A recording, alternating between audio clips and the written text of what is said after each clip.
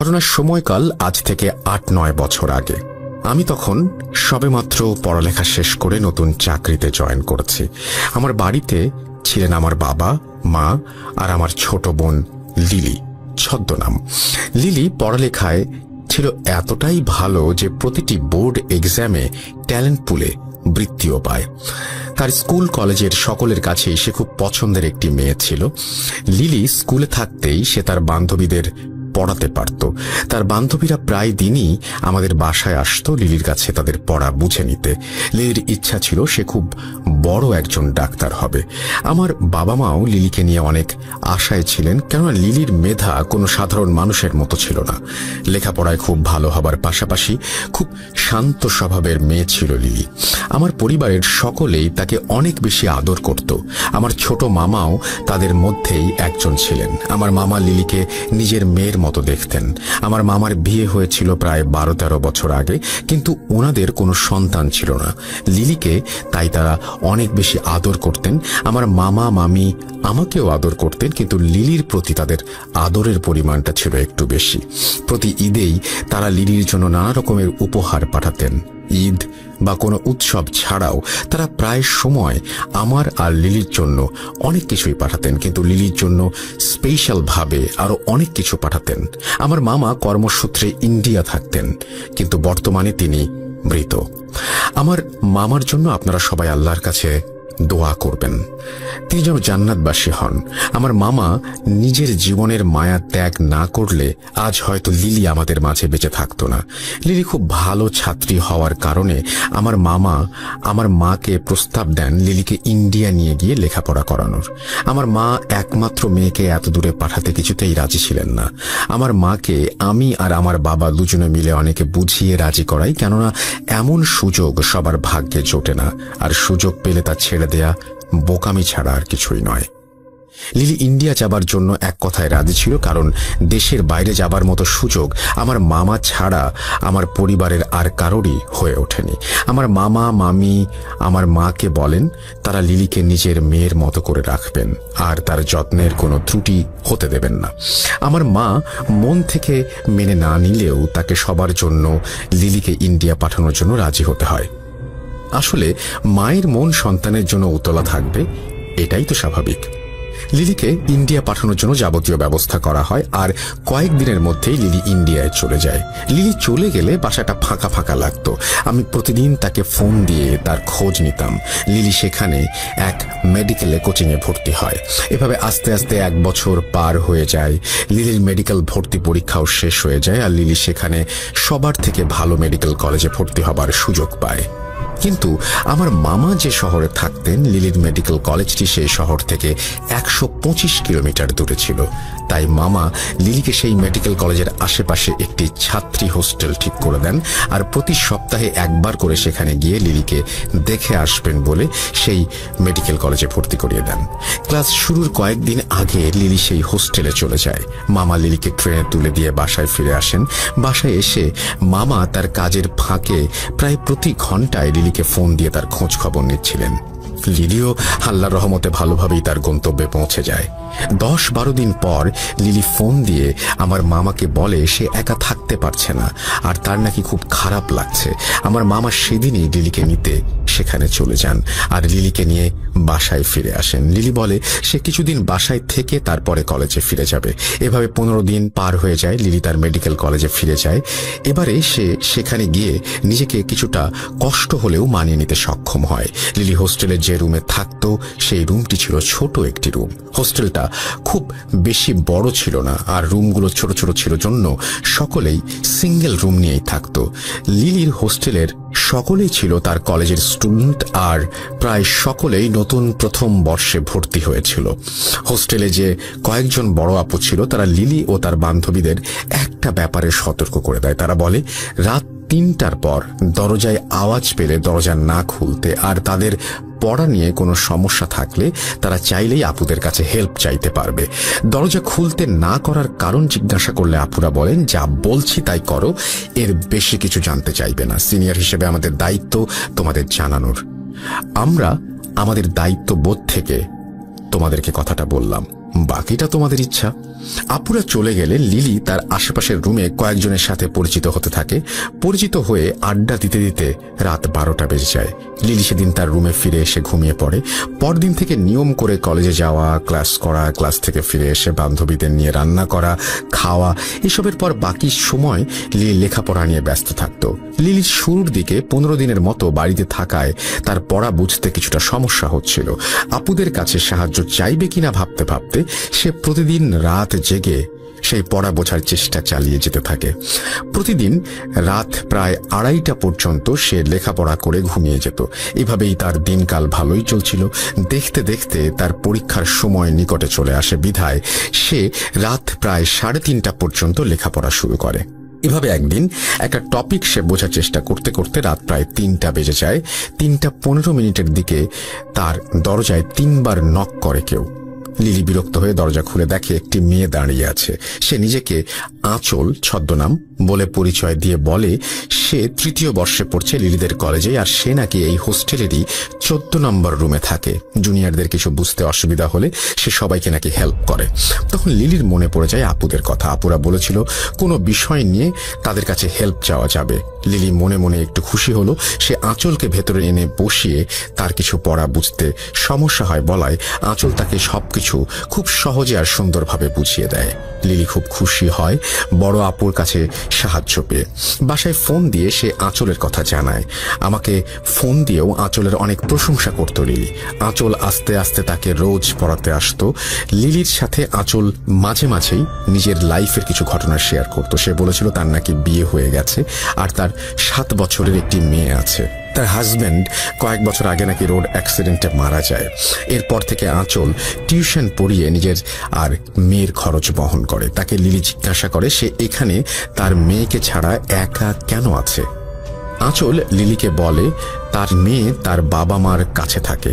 এভাবেই তারা নিজেদের সুখ দুঃখের কথা একে অপরের সাথে শেয়ার করত। আস্তে আস্তে লিলির সাথে আঁচলের অনেক ভালো সম্পর্ক তৈরি হয়। লিলি অনেকটাই আঁচলের ওপর নির্ভরশীল হয়ে পড়ে। কিছুদিন পর কলেজে এক আপুর সাথে বসে লিলি কিছু পড়া বুঝে নিচ্ছিল। সে দেখে দূরে আঁচল দাঁড়িয়ে তার কিছুটা অভিমান নিয়ে তার দিকে তাকিয়ে আছে। লিলির বিষয়টা খারাপ লাগে। তখনই সেখান থেকে উঠে হোস্টেলে চলে আসে। সেদিন রাতে আঁচল আর লিলির কাছে আসেনি। লিলি ভেবেছিল আঁচল হয়তো রাগ করেছে তাই আসেনি। সে একবার আঁচলের রুমে গিয়ে তার সাথে কথা বলবে ভেবে 14 নম্বর রুমের সামনে গিয়ে দেখে রুমে তালা দেয়া। অনেক রাত হওয়ায় সে আরও কারো কাছে কিছু জিজ্ঞাসা করার সুযোগ পায়নি। পরের দিন সকালে আঁচলকে সে কলেজের ক্যান্টিনের একটি চেয়ারে বসে থাকতে দেখে তার কাছে গিয়ে গত রাতে কেন আসেনি বা কেন রুমে ছিল না সেটা জানতে চায়। আঁচল মুচকি হেসে বলে তার মেয়ের জন্মদিন, সেজন্য সে বাড়ি গিয়েছিল, তাই সে আসতে পারেনি। লিলি আঁচলকে আজ আসতে বলে কেননা তার পরীক্ষার জন্য কিছু পড়া বাকি ছিল যা বুঝতে তার সমস্যা হচ্ছিল। আঁচল তাকে আসবে জানিয়ে তার ক্লাসে দেরি হয়ে যাচ্ছে বলে ক্লাসে চলে যায়। লিলিও ক্লাসে যাবার জন্য চেয়ার থেকে উঠে দাঁড়াতেই দেখে তার কয়েকজন বান্ধবী তার কাছ থেকে কিছুটা পেছনে দাঁড়িয়ে আছে। লিলিকে তারা মজা করে বলতে থাকে সে কার সাথে কথা বলছিল। লিলি উত্তরে বলে সে আঁচল আপুর সাথে কথা বলছিল। এই কথা শুনে তার বান্ধবীরা হাসতে থাকে। তারা বলে কানে ইয়ারফোন লাগিয়ে একা একা এখানে বসে সে আপুর সাথে কথা বলছিল। এইটা তারা মানতে নারাজ। লিলি মনে করে তার বান্ধবীরা তার সাথে মজা করছে, তাই সেও হাসাহাসি করতে করতে ক্লাসে চলে যায়। ক্লাস করে রুমে ফিরে আসে লিলি। সেদিন রাতে আঁচল তাকে পড়াতে আসে। আঁচলকে তার প্রতি কিছুটা বিরক্ত দেখাচ্ছিল। লিলি কারণ জানতে চাইলে আঁচল বলে সে কেন আরেকজনের কাছে তার সমস্যা নিয়ে গেছে আর কেনই বা লিলি তার বান্ধবীদের কাছে আঁচলের কথা বলেছে। লিলিকে সে বলে তার বান্ধবীদের সাথে না মিশতে আর অন্য কারো কাছে হেল্প না চাইতে। লিলি কিছুটা অবাক হলেও সে তার কথা মেনে নেয়, কেননা সে বাড়ি থেকে এত দূর এসেছে শুধুমাত্র লেখাপড়ার জন্য। লিলি আরো খেয়াল করতে থাকে আঁচল যখনই তার রুমে আসতো তখনই রুমের তাপমাত্রা কমে যেত আর খুব হালকা একটা বাজে গন্ধ তার নাকে ভেসে আসতো। সে আঁচলকে জিজ্ঞাসা করলে আঁচল বলতো সে কোনো গন্ধই পাচ্ছে না। লিলি মনের ভুল ভেবে ব্যাপারটাকে পাত্তা দেয়নি। কিছুদিন পর আঁচল এসে বলে সে 4 দিনের জন্য বাড়িতে যাবে, কারণ তার মেয়ে কিছুটা অসুস্থ। লিলি আঁচলকে তার ফোন নাম্বার দিতে বললে আঁচল জানায় সে ফোন ব্যবহার করে না আর তাকে চিন্তা করতে মানা করে, কেননা সে ঠিক 4 দিন পরই নাকি ফিরে আসবে। লিলির পরীক্ষা থাকায় আঁচল তাকে গুরুত্বপূর্ণ কিছু টপিক পড়ার জন্য বলে যায়। লিলি পরের দিন পরীক্ষার হলে গিয়ে দেখে আঁচল তাকে যা যা পড়তে বলেছিল হুবহু তাই পরীক্ষা এসেছে। লিলি এসব দেখে অনেক বেশি খুশি হয় আর পরীক্ষা দিয়ে রুমে চলে আসে। এভাবে 4 দিন পার হয়ে 5ম দিন লিলি আঁচলের জন্য অপেক্ষা করতে থাকে, কিন্তু আঁচল ফিরে আসে না। পরের দিন ক্লাস হলে আঁচল এসেছে কিনা দেখার জন্য লিলি 14 নম্বর রুমের সামনে যায় আর গিয়ে দেখে রুমে তালা ঝুলছে। আঁচলের রুমের সামনে লিলিকে দেখে এক বড় আপু এসে তাকে জিজ্ঞাসা করে সে এই রুমের সামনে কেন দাঁড়িয়ে আছে। লিলি তাকে জানায় সে আঁচল আপুকে খুঁজতে এসেছে। এই কথা শুনে লিলির সাথে থাকা বড় আপুর মুখের রং উড়ে যায়। সে দ্রুত লিলিকে নিয়ে তার রুমে এসে তাকে তার ফোন থেকে একটি মেয়ের ছবি বের করে দেখায়। ছবি দেখিয়ে তাকে জিজ্ঞাসা করে ছবির এই মেয়েকেই কি সে খুঁজছে। লিলি ছবি দেখে ছবির মেয়েটিকে চিনতে পারে, কেননা ছবিটি ছিল আঁচলের। লিলির সাথে থাকা আপু তখন আরেক আপুকে ফোন দিয়ে এনে লিলিকে জিজ্ঞাসা করে কখনো কি রাত 3টার পর লিলির দরজার সামনে এসে কেউ নক করেছিল কিনা। লিলি সম্মতি দিলে তারা লিলিকে আতঙ্ক নিয়ে জিজ্ঞাসা করে সে রুমের দরজা খুলেছে কিনা। লিলি পুনরায় সম্মতি দিলে দুজন আপু ভয়ে একে অপরের দিকে তাকিয়ে থাকে। কি হচ্ছে বুঝতে না পেরে লিলি আতঙ্কিত হয়ে বলে আপনারা আমাকে এসব জিজ্ঞাসা করছেন কেন? কি হয়েছে আমাকে বলুন, চিন্তায় আমার গলা শুকিয়ে যাচ্ছে। প্লিজ আর আমাকে আধারে রাখবেন না, বলুন কি হয়েছে। দুজন আপুর মধ্যে একজন লিলিকে পানি খেতে দিয়ে তার পাশে বসে আর বলে যা বলছি তা শুনে তোমার বিশ্বাস নাও হতে পারে, কিন্তু যা বলছি তার সবকিছুই সত্য। 14 নম্বর রুম প্রায় 2 বছর যাবৎ বন্ধ। এই রুমে অনেক বছর আগে এক আপুর রহস্যজনক মৃত্যু হয়। এরপর অনেক দিন এই রুম বন্ধ ছিল। কয়েক বছর পর এক আপু আসেন যার নাম ছিল আঁচল। আপু 3য় বর্ষে পড়ার সময় এই রুমে আসেন। আপু যখন 3য় বর্ষে পড়তেন আমরা তখন 1ম বর্ষে কেবল ভর্তি হয়েছিলাম। আপু খুব ভালো মানুষ ছিলেন। তিনি টিউশন করাতেন আর মাঝে মাঝে আমাদের রাতে পড়াতেন, কিন্তু কয়েকদিন পর হঠাৎ কোনো এক কারণ ছাড়াই তিনি সুইসাইড করেন। এরপর থেকে নতুন কেউ এই হোস্টেলে এলে রাত 3টার পর অনেকেই দরজায় নক শুনতে পেত। নক শুনতে পেয়ে এই হোস্টেলের 2 জন দরজা খুলে দেখে এক আপু তার দরজার সামনে দাঁড়িয়ে আছে আর কোনো সাহায্য লাগলে তাকে জানাতে বলে। যে 2 জন দরজা খুলেছে তাদের কেউ আর বেঁচে নেই। সেজন্যই তোমাদের মানা করেছিলাম রাত 3টার পরে দরজা না খুলতে। হোস্টেল কর্তৃপক্ষ নিষেধ থাকায় আমরা তোমাদের এসব জানাইনি, কিন্তু সাবধান করেছিলাম তোমাদেরকে। তুমি যত দ্রুত সম্ভব বাসায় চলে যাও, এখানে থাকলে কি হবে আমরা কিছু বলতে পারছি না। এই কথা শুনে লিলির পায়ের নিচ থেকে মাটি সরে যায়। চোখের সামনে যেন নেমে আসে অমাবস্যার কালো অন্ধকার। তার জীবনের আলোকে গ্রাস করে নিচ্ছে সেই আধার। লিলি ভয়ে সেখান থেকে রুমে এসে তার মামাকে ফোন দিয়ে এসব জানায়। লিলি যখন মামাকে ফোন দেয় তখন বিকেল 5টার একটু বেশি বেজেছিল। মামা লিলিকে ভয় না পেয়ে সব গুছিয়ে নিতে বলেন আর বলেন তিনি দ্রুত এসে লিলিকে নিয়ে যাবেন। লিলি প্রচন্ড ভয়ে তার জিনিসপত্র গুছাতে থাকে। কিছুক্ষণ পর মাগরিবের সময় হয়ে যায়, নেমে আসে কালো অন্ধকার। লিলি সব গুছাতে গুছাতে হঠাৎ তার দরজায় নক আসে। সে দরজার ছোট অংশ দিয়ে তাকিয়ে দেখে আঁচল দাঁড়িয়ে আছে দরজার সামনে। লিলি প্রচন্ড ভয়ে একরকম বোবা হয়ে যায় আর অনেক চেষ্টা করেও কোনো আওয়াজ করতে পারছিল না। এমন সময় তার রুমের লাইট নিভে যায়। সে ভয়ে রুমের এক কোণায় জড়সড় হয়ে বসে আল্লাহকে ডাকছিল। এমন সময় সে শুনতে পায় তার কানের কাছে এসে কেউ ফিসফিস করে বলছে, কি হলো, আজ পড়বে না? আমি তোমাকে পড়াতে এসেছি। লিলি এইসব নিতে না পেরে এক সময় সেন্সলেস হয়ে যায়। তার জ্ঞান ফিরলে সে দেখে তার রুমে কোনো আলো নেই। সে হাতড়ে হাতড়ে উঠে দাঁড়ানোর চেষ্টা করতে থাকে আর তার হাত কিছু একটা সাথে গিয়ে লাগে। লিলির মনে হচ্ছিল তার হাত প্রচন্ড ঠান্ডা কিছু একটা সাথে লেগেছে, যা ছিল অনেক লোমশ কিছু।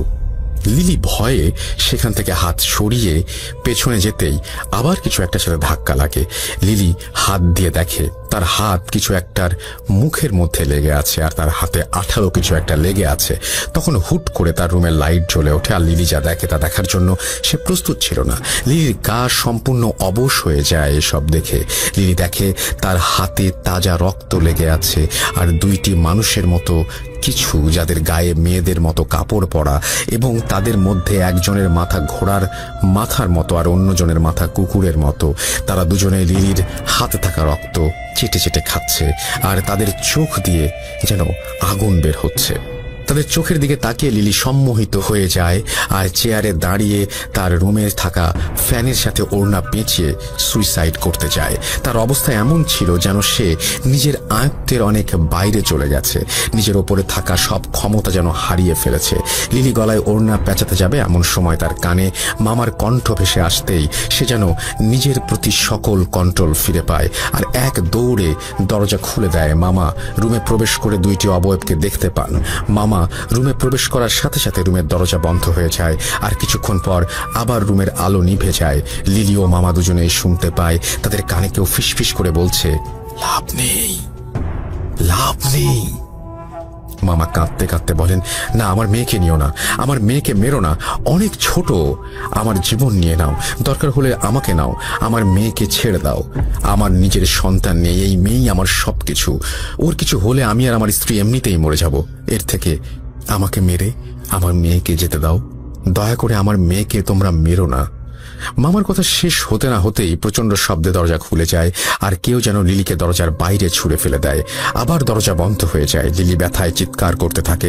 হোস্টেলে উপস্থিত সকলে লিলির রুমের সামনে এসে দেখে লিলি পড়ে আছে দরজার সামনে আর লিলির রুম থেকে আমার মামার আর্ত চিৎকার ভেসে আসছে। কিছুক্ষণ পর সব থেমে যায় আর রুমের দরজা আপনা আপনি খুলে যায়।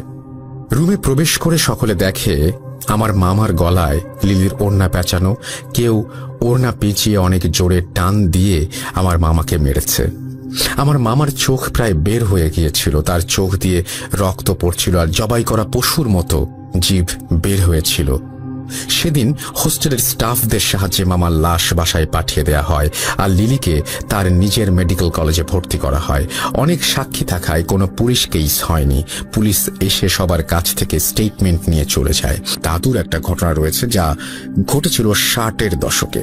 তার দাদা এখন বেঁচে নেই, কিন্তু সাইমন আমাকে বলেছে তার দাদা জীবদ্দশায় এমন অনেক ঘটনা বহুবার তার নাতনি নাতনিদের বলেছিলেন। আমি তৎক্ষণাৎ সাইমনকে দেখা করতে বলি। সাইমন রাজি হয়ে যায়। সে আগামীকাল অর্থাৎ 2 আগস্ট সন্ধ্যায় আমার সাথে দেখা করবে বলে জানায়। সেদিন রাতে উত্তেজনায় বসে আমার কিছু ভালো লাগছিল না। ভোরের আজান হবার পর আমি ঘুমিয়ে যাই। বিকেলবেলা ঘুম থেকে উঠে আমি খাওয়া দাওয়া শেষ করে অপেক্ষা করতে থাকি। সন্ধ্যার আগে আগেই বাসা থেকে বেরিয়ে টিউশনিতে গিয়ে ছাত্রদের পড়া শেষ করে সাইমনের সাথে দেখা করব ভেবেছিলাম। কিন্তু সেদিন আমার এতটাই এক্সাইটমেন্ট কাজ করছিল যে আমি আর বেশি সময় পড়াতে পারিনি। মাগরিবের আজানের পর আমি সাইমনকে কল করি। সে আমাকে বলে সে থানার ঘাট আসবে আর তার নাকি 30 মিনিট সময় লাগবে। থানার ঘাট আমার টিউশন এরিয়া থেকে বেশ দূরে না হওয়ায় আমি খুশি হলাম আর হেঁটে হেঁটে চলে গেলাম সেখানে। থানার ঘাটে পৌঁছে আমি আমার পরিচিত চায়ের দোকান থেকে চা বানিয়ে নিয়ে নদীর পাড়ে একটা সিঁড়িতে বসে চা খাচ্ছিলাম। যেহেতু লকডাউন তাই শহরের ভেতর দেখা করা যায়নি। কিছুটা নিরিবিলি হওয়ায় থানার ঘাট আমার বেশ ভালো চয়েস বলে মনে হলো। এদিকে মানুষও কিছুটা কম থাকায় ঘটনা শুনতে বেশ সমস্যা হবে ভেবে আমি খুশি হচ্ছিলাম। আমি বসে আছি 10 মিনিট। হঠাৎ আমার ফোনে কল এলো সাইমনের এবং সে বলল সে চলে এসেছে। আমার লোকেশন থেকে কয়েক কদম দূরে থাকায় আমি ওকে সামনে এগোতে বললাম। দোকানে এসে ওর জন্য চা নিয়ে বসলাম। সাইমন এলো, কুশল বিনিময় করে চা খেতে দিলাম আর জিজ্ঞাসা করলাম ওর দাদার ঘটনা কি। ওকে এও বলি যে আমি ভূত.com-এ ঘটনাটি শেয়ার করব, তার অনুমতি আছে কিনা। সে তখন আমাকে একটাই শর্ত দিল যে তার নাম তার জায়গা গোপন রেখে আমি যদি শেয়ার করতে পারি তবেই সে আমাকে ঘটনাটি বলবে। আমি রাজি হয়ে যাই আর ওকে শুরু করতে বলি ওর দাদুর ঘটনাটি। দাদু ও আমার বাবা এলাকার অনেক নামী ব্যক্তি ছিলেন। মানুষের রোগ ব্যাধির চিকিৎসাও তারা করতেন। আমার দাদুর ডেভিলের আসরের চিকিৎসাও করতেন।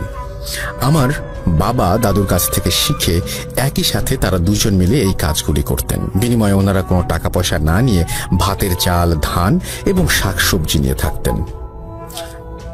গ্রামের মানুষও তাদের ওপর বেশ খুশি ছিল। একদিন গ্রামে এক ভিনদেশী লোকের আগমন ঘটে, একজন শয়তানের পূজারীর। সে আমাদের এলাকার চার্চ থেকে কিছুটা দূরে তার আস্তানা করে বসে। কবিরাজ গ্রামে এলে তাকে সেখান থেকে তাড়ানোর মতো সাহস কারো ছিল না, কারণ তার নাকি কিছু অলৌকিক ক্ষমতা রয়েছে। সে মানুষের ইচ্ছা নাকি পূরণ করে দিতে পারত, আর সে যার ইচ্ছা পূরণ করত তাকে নাকি খুব বড় কিছু বা খুব কঠিন কিছু দিয়ে সেই ইচ্ছের দাম চুকাতে হতো। আর তার বাসস্থান সে খুব ভয়ঙ্করভাবে সাজিয়েছিল বলে সবাই বলতো। ছনের ঝুপড়ির ছাদের ওপর শিংওয়ালা কোনো এক কঙ্কালের মাথা পতাকার মতো একটি স্ট্যান্ডে লাগানো ছিল। সেই কবিরাজ সেখানে একা থাকলে আশেপাশের মানুষ গেলে শুনতে পেত সে অনেকগুলো মানুষ একসাথে মন্ত্র পড়লে যেমন শোনা যায় ঠিক তেমন শোনা যেত। আর ঝুপড়ির ঘরের চারপাশে সাদা কোনো কিছুর গুঁড়োর ঘের দেওয়া ছিল, আর ঘেরের ওপর আগুন জ্বালিয়ে রাখা হতো। আর তার বাসস্থান সামনে দিয়ে গেলে অনেকেই শুনতে পেত কেউ ফিসফিস করে তার নাম ধরে ডাকছে আর ফিসফিস করে বলছে, এসো আমার কাছে, যা চাইবে তাই পাবে, এসো এসো এসো আমার কাছে। এসব শুনে মানুষ ভয় সেখানে যেত না। এদিকে গ্রামের এক দম্পতি ছিল। আমাদের আদিবাসীরা মাতৃতান্ত্রিক হওয়ায় বাবার নামে কম লোকে চিনত, তাই সেই দম্পতি স্ত্রীর নামে অর্থাৎ মেরি দম্পতি হিসেবে সবাই চিনত। মেরি দম্পতির বিয়ের 7-8 বছরেও তাদের কোনো সন্তান ছিল না, কিন্তু তারা প্রচণ্ড ধর্মভীরু হওয়ায় নিয়মিত চার্চে গডের আরাধনা করত আর ভালো ভালো কাজ করত। কিন্তু এক পর্যায়ে গডের ওপর তারা রুষ্ট হয়ে যান আর চলে যান সেই শয়তানের পূজারীর কাছে, কারণ এত আরাধনার পর গড তাদের কোনো সন্তান দেননি। কিন্তু তারা জানতেন না যে গডের ওপর আস্থা হারিয়ে তারা শুধু নিজেদের বিপদই না, পুরো গ্রামের জন্য বিপদ ডেকে এনেছেন। তারা সেই শয়তানের পূজারীর কাছে একটি বাচ্চার জন্য আকুল আবেদন করতে থাকে, আর সেই কবিরাজ তাদের সাহায্য করবে বলে জানায়। কিন্তু এর জন্য তাকে খুব বড় একটি কঠিন কিছু করতে হবে সেটা জানায়। সন্তান প্রাপ্তির প্রবল ইচ্ছায় তারা কি দিতে হবে না ভেবে কবিরাজের কথায় রাজি হয়ে যায়। কবিরাজ তাদের 1 মাস পরে চন্দ্রগ্রহণের সন্ধ্যায় আসতে বলে, আর কিছু জিনিসের কথা বলে যা তাদের জোগাড় করে আনতে বলা হয়।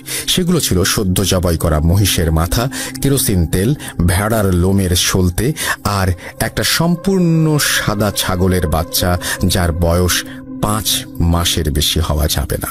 মেরি দম্পতি সব জোগাড় যন্ত্র করে চন্দ্রগ্রহণের সন্ধ্যায় সেই কবিরাজের কাছে যায়। কবিরাজ তাদের একটি গোল বৃত্তে বসতে বলে। তারা বৃত্তে বসার পরে কবিরাজ সেই মহিষের মাথা কেরোসিন তেলে ডুবিয়ে রাখে, আর কিছুক্ষণ পর সেটি তুলে বৃত্তের মাঝে ভেড়ার লোমের সলতে দিয়ে মুড়িয়ে সেখানে আগুন ধরিয়ে দেয়। এরপর কিছু রিচুয়াল করে সেই সাদা ছাগলটিকে স্যাক্রিফাইস করে। 2টা মাটির পেয়ালায় রক্ত রেখে সেই আগুন থেকে কিছুটা ছাই তুলে পেয়ালায় মিশিয়ে খেতে বলে। খাওয়া শুরুর আগে কবিরাজ তাদের বলে যখন সময় আসবে সে তাদের কাছে তার পাওনা চাইবে, আর সেই পাওনা তাদের দিতেই হবে। কিসের পাওনা জিজ্ঞেস করলে কবিরাজ বলেন তাদের সন্তান হবে কবিরাজের রিচুয়ালের মাধ্যমে, তাই তার পেমেন্ট হিসেবে তাকে কিছু দিতে হবে, কিন্তু কি দিতে হবে সেটি নাকি কবিরাজ সময় এলেই চাইবে। মেরি দম্পতি রাজি হলে তাদের রক্ত খাওয়ানোর পরে কবিরাজ বলে আজ ভোর রাতে তাদের বাসার পেছনের জমিতে একটি পাখি মরে থাকবে, তারা যেন সেটিকে নিয়ে এসে ভালোভাবে রান্না করে সেটি দুজন মিলে খায়। তারা সম্মতি জানিয়ে চলে যায় সেদিনের মতো। এরপর 1 মাস কেটে যায়। একদিন মেরি ফ্যামিলির বাসা থেকে আমাদের বাসায় মিষ্টি আসে। এত জলদি ফল পেয়ে খুশিতে তারা যেন আত্মহারা হয়ে গিয়েছিল। দেখতে দেখতে দিন চলে যায়, আর মেরি ফ্যামিলির ঘর আলো করে একটি মেয়ে সন্তানের জন্ম হয়। মেয়েটার নাম তারা মারিয়া রাখে। মেয়েটি জন্মের পর তার বাম কাঁধে একটি জন্ম দাগ দেখতে পায় তারা, যা ছিল একটি অর্ধচন্দ্রাকৃতি। আস্তে আস্তে 7 বছর কেটে যায়। মারিয়াও বড় হতে থাকে, আর মারিয়ার বাবা মা সেই কবিরাজের কথা ভুলে যায়। কিন্তু মারিয়ার 7 বছর পূর্ণ হবার পর মারিয়ার মাঝে কিছু পরিবর্তন লক্ষ্য করা যায়। সেগুলো হচ্ছে খুব রাতে সে একা বাইরে বেরিয়ে যেত, রুমে কারো সাথে কথা বলতো না, আর একা খেলতো। তার মা বাবা এটা দেখে তাকে জিজ্ঞেস করে যে সে কার সাথে কথা বলে। মারিয়া নাকি তখন খুব ভায়োলেন্ট হয়ে যেত আর চিৎকার করে ঘরের জিনিসপত্র ভাঙচুর করত। মারিয়া এছাড়াও সন্ধেবেলা নাকি সেই কবিরাজের বাড়িতে চলে যেত। মারিয়ার ভেতর কোনো সমস্যা আছে এই ভেবে মারিয়ার মা বাবা তাকে সেই কবিরাজের কাছে নিয়ে যায়, আর কবিরাজ তাদের যা বলে সেটি শুনে মেরি দম্পতির হুঁশ উড়ে গিয়েছিল। কবিরাজ তাদের বলে তাদের মেয়ে হচ্ছে ডেভিলের মেয়ে। মেয়ের কাঁধে যে বার্থ মার্ক ছিল সেটি নাকি ডেভিলের মার্ক, আর সে নাকি ডেভিলের বংশধর। কবিরাজ তাদের আরও জানায় সে বহু সাধনা করে ঈশ্বরের ভক্ত কোনো দম্পতি খুঁজছিল যারা ঈশ্বরকে ত্যাগ করে শয়তানের সান্নিধ্যে আসবে, আর তাদের সাথে রিচুয়াল করে সেই কবিরাজ একটি ডেভিলের বংশধর বানাবে আর তাকে দিয়ে সে কাজ করাবে। কবিরাজ এরপর তাকে বলে যে মারিয়ার বয়স 15 বছর হলে ম্যারি দম্পতি যেন মারিয়াকে তার কাছে নিয়ে যায়। 15 বছর সন্তান প্রাপ্তির আনন্দ দান করায় এটাই ছিল নাকি কবিরাজের পেমেন্ট। এই কথা শুনে মেরি দম্পতি প্রচণ্ড রেগে যায় আর সেই কবিরাজকে গ্রাম থেকে বের করে দেওয়ার হুমকি দেয়। আর তারা এও জানায় মারিয়াকে তারা কবিরাজের কাছে কিছুতেই দিয়ে আসবে না। কবিরাজ এই কথা শুনে রেগে যায় আর তাদের বংশ শেষ করে দেবে বলে হুমকি দেয়।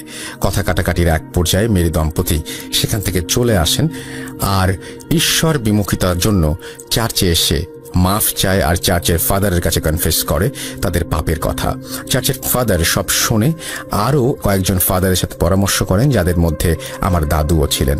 তারা মারিয়াকে দেখবে আর সেই শয়তানের ছায়াতল থেকে তাকে বাঁচাবে বলে ঠিক করে। যত যাই হোক, সে তো মানুষের সন্তান, মানুষেরই জীবন তার ভেতর।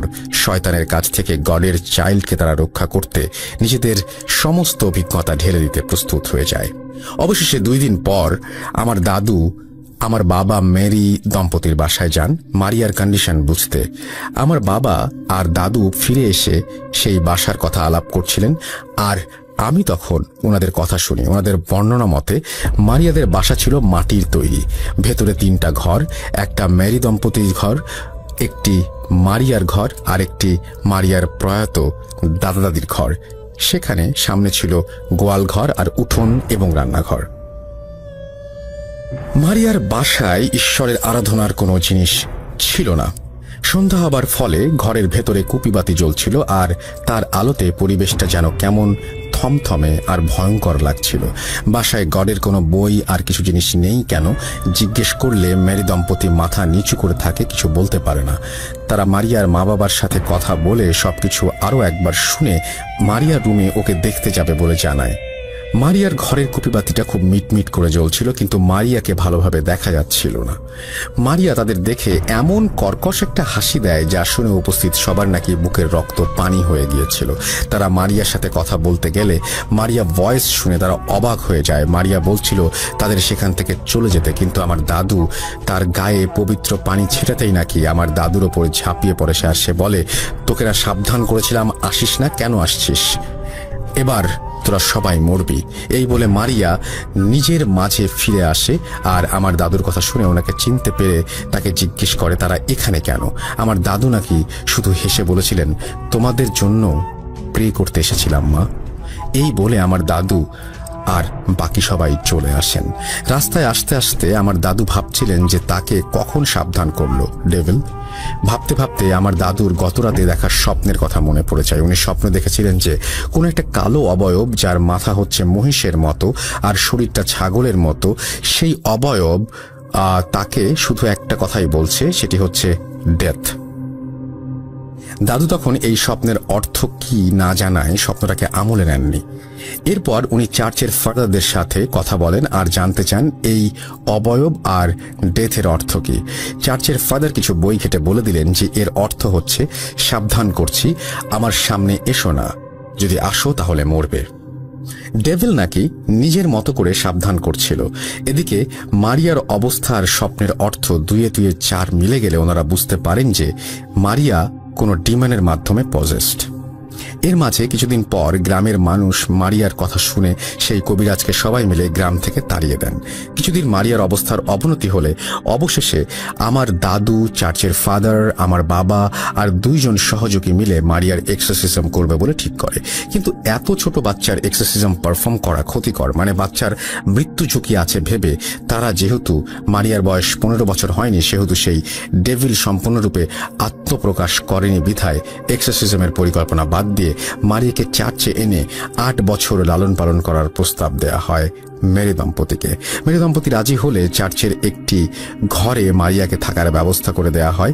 ঈশ্বরের ঘরে থাকার ফলে মারিয়ার ভেতর এই 8 বছর তেমন কোনো সমস্যা না দেখা গেলেও যেদিন মারিয়ার বয়স 15 বছর হয়েছিল সেদিন সকালে দেখা যায় মারিয়া চার্চের প্রেয়ার রুমের সামনে পড়ে আছে, আর তার 2 পায়ের মাঝে সরু একটা বাঁশের কঞ্চি রাখা, আর মুখ দিয়ে গেঁজা বের হচ্ছে। মারিয়াকে সুস্থ করতে আমার দাদু কাজে লেগে যান। উনি চিকিৎসার পাশাপাশি কবিরাজি করতেন, চিকিৎসা ছিল তার মূল কাজ। এদিকে মারিয়ার বয়স 15 বছর হবার দিন সেই কবিরাজ কোথা থেকে যেন মেরি দম্পতির বাসায় ফিরে আসে, আর মারিয়াকে সে চাইতে থাকে। গ্রামের মানুষ জড়ো হয়ে কবিরাজকে বাধা দিবে, এমন সময় মারিয়া কোথা থেকে যেন চলে আসে সেই কবিরাজের সামনে, আর মারিয়ার চেহারা আর ওর গলার আওয়াজ একেবারে পাল্টে গিয়েছিল। সেই সময় মারিয়াকে দিতে অস্বীকৃতি জানানোর অপরাধে মারিয়া শুরুতে নিজের বাবা মার সামনে দাঁড়িয়ে 2 হাত দিয়ে চড়ে ওর বাবার মাথায় চড় দিয়ে ফেলে দেয়। মারিয়ার বাবার কান আর নাক দিয়ে প্রচন্ড রক্ত বের হচ্ছিল, আর তা দেখে মারিয়ার মা অজ্ঞান হয়ে যান। এদিকে গ্রামবাসী ক্ষুব্ধ হয়ে কবিরাজকে গণপিটুনি দিতে গেলে কবিরাজ কোনোভাবে পালিয়ে বেঁচে যায়। কিছুদিন পর চার্চের ফাদার এসে মারিয়াকে কয়েকজনের সাহায্যে রুমে নিয়ে গিয়ে বেঁধে ফেলে, আর আমার দাদুকে বাসায় ডাকতে আসেন। এদিকে আমার দাদুর অবস্থা ছিল অনেকটা খারাপ। মারিয়ার চিকিৎসা করার সময় আমার দাদু অজ্ঞান হয়ে গিয়েছিল, কিন্তু কেন সেটি আমি কখনো তার কাছ থেকে শুনিনি, বা আমার দাদু আমার কাছে কোনোদিন সেটা বলেনি। এরপর আমার বাবা, আমার দাদু আর চার্চের ফাদার মিলে শুরু করতে চান মারিয়ার এক্সোরসিজম। মারিয়াকে তার ঘরে 4-5 জন পুরুষ মিলে ধরে রেখেছিল, কিন্তু কিছুতেই তাকে কন্ট্রোল করা যাচ্ছিল না। অবশেষে আমার দাদু আর ফাদার মিলে বিছানার চারপাশে ঘের দিয়ে সেই ঘেরের ভেতর একটু শাবল মাটিতে পুঁতে দেন, আর মারিয়া একেবারে চুপ হয়ে যায়। আমার দাদু বলেছিলেন এভাবে নাকি কোনো শয়তানকে বশ করা যায়। তখন মারিয়াকে জিজ্ঞেস করা হয় সে কেন মারিয়াকে ধরেছে। এই কথা শুনে মারিয়া কথা বলতে শুরু করে।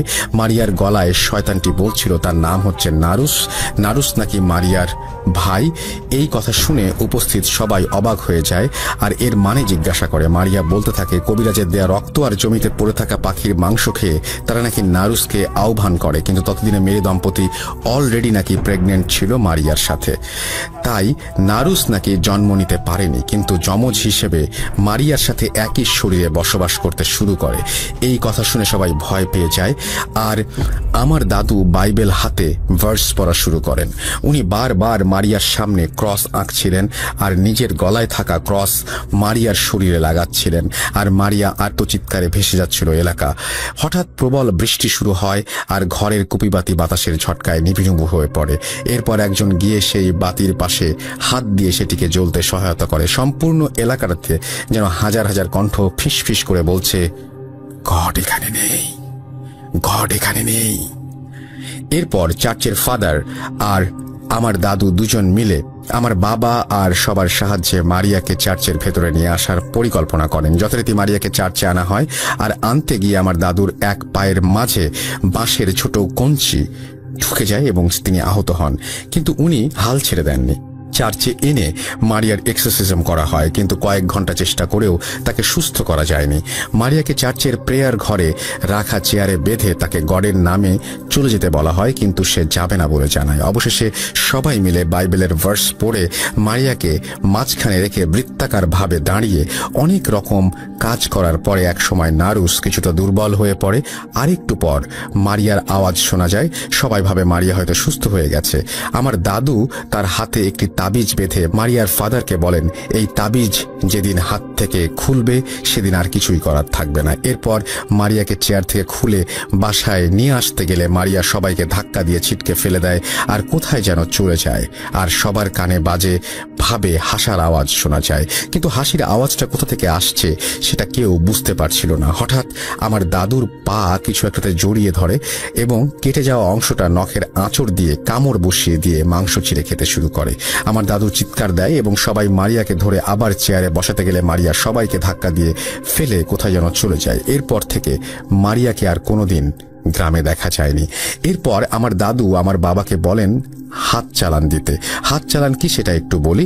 দোয়া ও কিছু নির্দিষ্ট কাজের মাধ্যমে মাটিতে হাত দিয়ে ব্ল্যাক ম্যাজিকের কোনো একটা ইনস্ট্রুমেন্ট খুঁজে বের করা, অর্থাৎ কোনো কিছু একটা পড়ে মন্ত্রতন্ত্র পড়ে এটা করা, কারণ যদি হাত চালানে মারিয়াকে পাওয়া যায়। আমার বাবা হাত চালান দিয়ে চার্চ থেকে একটু দূরে একটা জায়গায় অজ্ঞান হয়ে যায়।